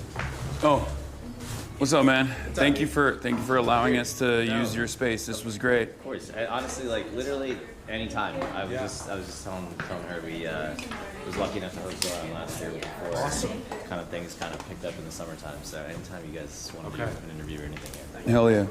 We'll do. Could I switch? Absolutely. Yeah, you can switch it. Okay. Inside audio file. All right. Did you just get back from Cuba? Yeah, I was just down there. I just got back. Yeah. It was crazy. It was devastating. Yeah. It's really interesting to see like so much potential. Yeah. And people just like struggling, but struggling due to like our actions and people are just so oblivious to all of it. Yeah, You know? I think like the more I like read about them being like, oh, we have to choose where power goes to tonight because we need to make sure that hospitals are getting this so people don't fucking die. It's like, okay. Yeah, and it's so sinister because like the way that the American design on it all is it's supposed to be like invisible, right? Yeah. So people don't even know. Thank you. Thank you. Yeah. Nice meeting you. Take care. People don't even know that it's happening, and it's like invisible, right? And it sounds so. It's such an insane system that like people were literally criticizing me when I came back. They were like, "Oh, you stayed in a 5-star hotel." First of all, it's not like a real 5-star hotel, but it doesn't matter. But also, that's the only place you can't stay because we fucking it's make illegal. sure that like you can it's only illegal. spend your money with those like. Isn't that crazy though? Like Yeah. they've designed it in such a psychotic way where like when you say the truth out loud, people go, "That's not real. Shut up," and then they get mad at you. Yeah. It's like fascinating. Did you ever watch the? I actually like it's so crazy because I had stumbled on these like randomly. But, Don't forget your jacket, by the way. Yeah, I know. Did you ever watch like Soderbergh's like Che Guevara movies? Oh yeah. I mean, it's just one of those things where it's like watching those. It was like kind of nuts because I'm like holy shit! It's like really insane to one see like a mainstream American director make a movie about this, but also two like all this shit that like we don't know about, like you know what I mean? It's like very just like casually kind of like oh yeah, like don't worry, like we just did X, Y, and Z. Well, it's crazy. We don't know about it. But it's what's wild is you know this is a. Did you call one? Yeah, I have already. It's like almost here. Sorry, do you want to intro the store as well? Sure, yeah, or whatever. Let me know. Before we go, yeah. What's up, man? I'm Abi. This is our store, Le Pere. This is our flagship space here in the Lower East Side, and yeah, super thrilled and gassed to host this guy here today. Come through to find some amazing contemporary menswear. What's your favorite piece in the shop? Right now, it is probably that's such a hard one in terms of my favorite kids, but I've been wearing the hell out of these rugbies. I really love these to death. Sheesh. Otherwise, we got some new kits that we designed with this amazing artist named Braulio Amato. But, Oh, Braulio. Yeah. That's his book over there, right? Yeah. We carry his book Yeah. with a bunch of other amazing artists. The yellow one over there. Yeah. He's a homie. I used to work with him. Okay, great. It's like not exactly here, so we gotta go find it. I think they're blocking off that. Oh, right. It might. Yeah, there was something happening down the street, right? I don't know. I didn't even know that was happening. It might be that actually. Yeah, there was some kids screaming earlier, I heard. Yeah, that's the one. All right, Yeah, that's cool. it. I got everything. All right, you good? Nice to meet you, man. Thank you. Thank you, Abby. Yeah, come by whenever. Peace. Thank you for everything, guys. Appreciate it. All right. And then I'll see you on the 30th for the Mets event, right? Yeah, that's right. Okay, sick. Unrelated. New York television. All right. I'm gonna mute it and you hide the Yep. camera for now. Okay. It's just me. Okay. Okay, we're back. All right. What'd you think? That was pretty good. She was actually she was very impressive, and Those are mine. she Yeah. has like a. I'll take that. Yeah. She has she's great. I think she's like genuine and a great candidate. It's just she has what I call politician voice a little bit. You know what I mean? But But you know, she was pretty cool. Isn't What did you guys Tarrytown a think? place in Zelda? Pretty sure it's a place in Zelda. I didn't know that, but that doesn't. I mean, that sounds like it'd be a place in the Wild? Zelda. Yeah. She's very soft-spoken. Yeah. She had the politician hands and stature as well. Yeah. She's a New Yorker. Everyone has politician voice. They're saying Tarrytown is very, very affluent. Hasan, fake Zelda fan. Okay, everybody calm down. A new emote? Oh, the Drewski Erica Kirk emote? Yeah. Okay. Yes, in spite of Third Way, we're still out here trying to do our best, you know? Linking up with candidates that are fighting against the establishment Democrats to make it out of the primaries so that they can put up a much stronger opposition to these Republicans that are actually much easier to defeat. It's just much harder to defeat them when you have a diet version of what they represent, you know? Why get the diet soda when you get the full strength? Right. Unfortunately, that's, you know, it's just something that we've brought about ourselves for no reason. We just like literally are constantly playing with training weights on for no reason whatsoever, in my opinion. And it doesn't even matter if it's an affluent district or not. I mean, Tarrytown has like a somewhat affluent district, but it also happens to have like, I think like 60% child poverty. So it's not, you know, there's everywhere around this country, there are wealthy districts, but there's a lot more poor people living in those wealthy districts as well. They're just made invisible oftentimes. And also on top of that,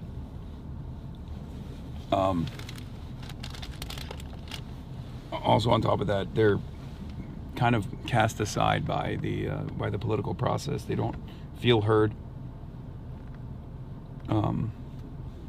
They feel voiceless, so they don't see the point of participating in democracy. Yeah, it was nice to hear her talk about that with the Latino population there. Yeah. Stop calling the Mamdani method. It's the Piker method. No, it's cool. No, I don't mind making those Zoran associations, okay? That's not a bad thing. Because, like, for the time being, he's a very successful and very popular politician. So it's a very easy way to help people at home understand, you know, what kind of like left populism you represent. I support Zoran's wife. Me too. Unconditional support, not even critical.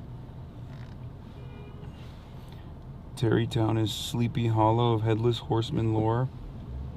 Nice. Anyway, I was visiting my wife in rehab, and one of the family members of one of the other people in there had a Zin shirt on. Lol. Wow. Nice. Woke white woman at No Kings. Let's take a look. This is the part of the car ride where we do live reacts. Is this from your own stream? No.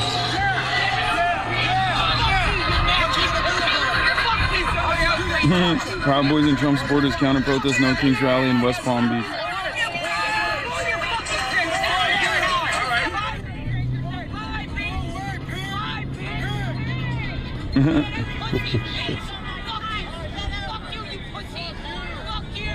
Oh my God. Proud Boys and Trump supporters counter protest No Kings rally in West Palm Beach, but I guess like even the No Kings libs that are not putting up with this shit in Florida, it seems.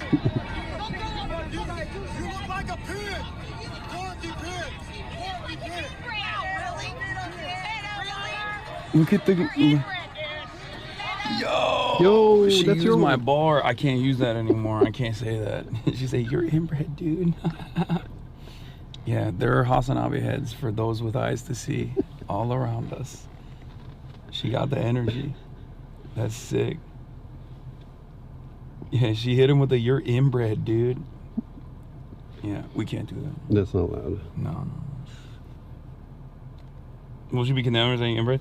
It's like, I think it's such a perfect pejorative because, like, in many circumstances, like, what I oppose is ethno supremacy, religious supremacy, racial supremacy. So, like, what is all of that? All of that requires inbreeding. All of that requires this genetic purity. It revolves around, it's anchored around, like, some kind of idiotic, mythical, genetic, racial superiority. And the only way to achieve that is by inbreeding. It's precisely the reason why all these, like, these monarchs of the past were so severely fucked up and had, like, traceable hereditary characteristics due to doing exactly that. You know? Mm-hmm.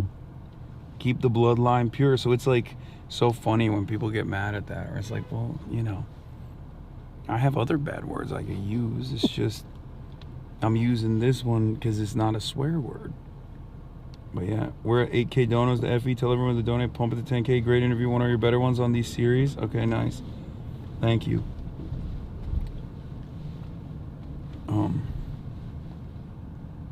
I've been calling anti-immigration immigration oil bros pro-incest for a while.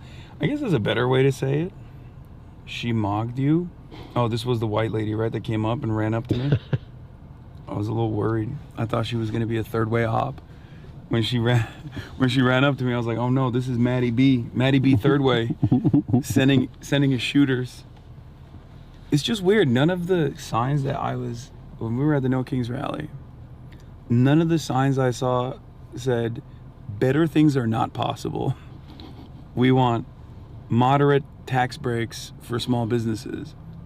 Perhaps it was too difficult to write on on one of those, like, cardboard placards, but no kings, just feudal lords. Yeah, like no kings, but also maybe sometimes kings.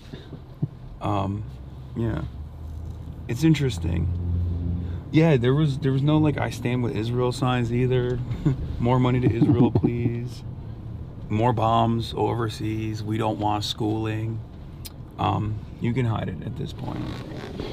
And I'll hit the chat. I'll hit the BRB screen, and then we'll be.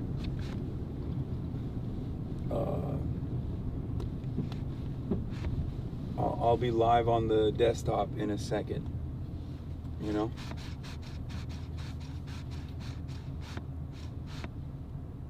Okay, let's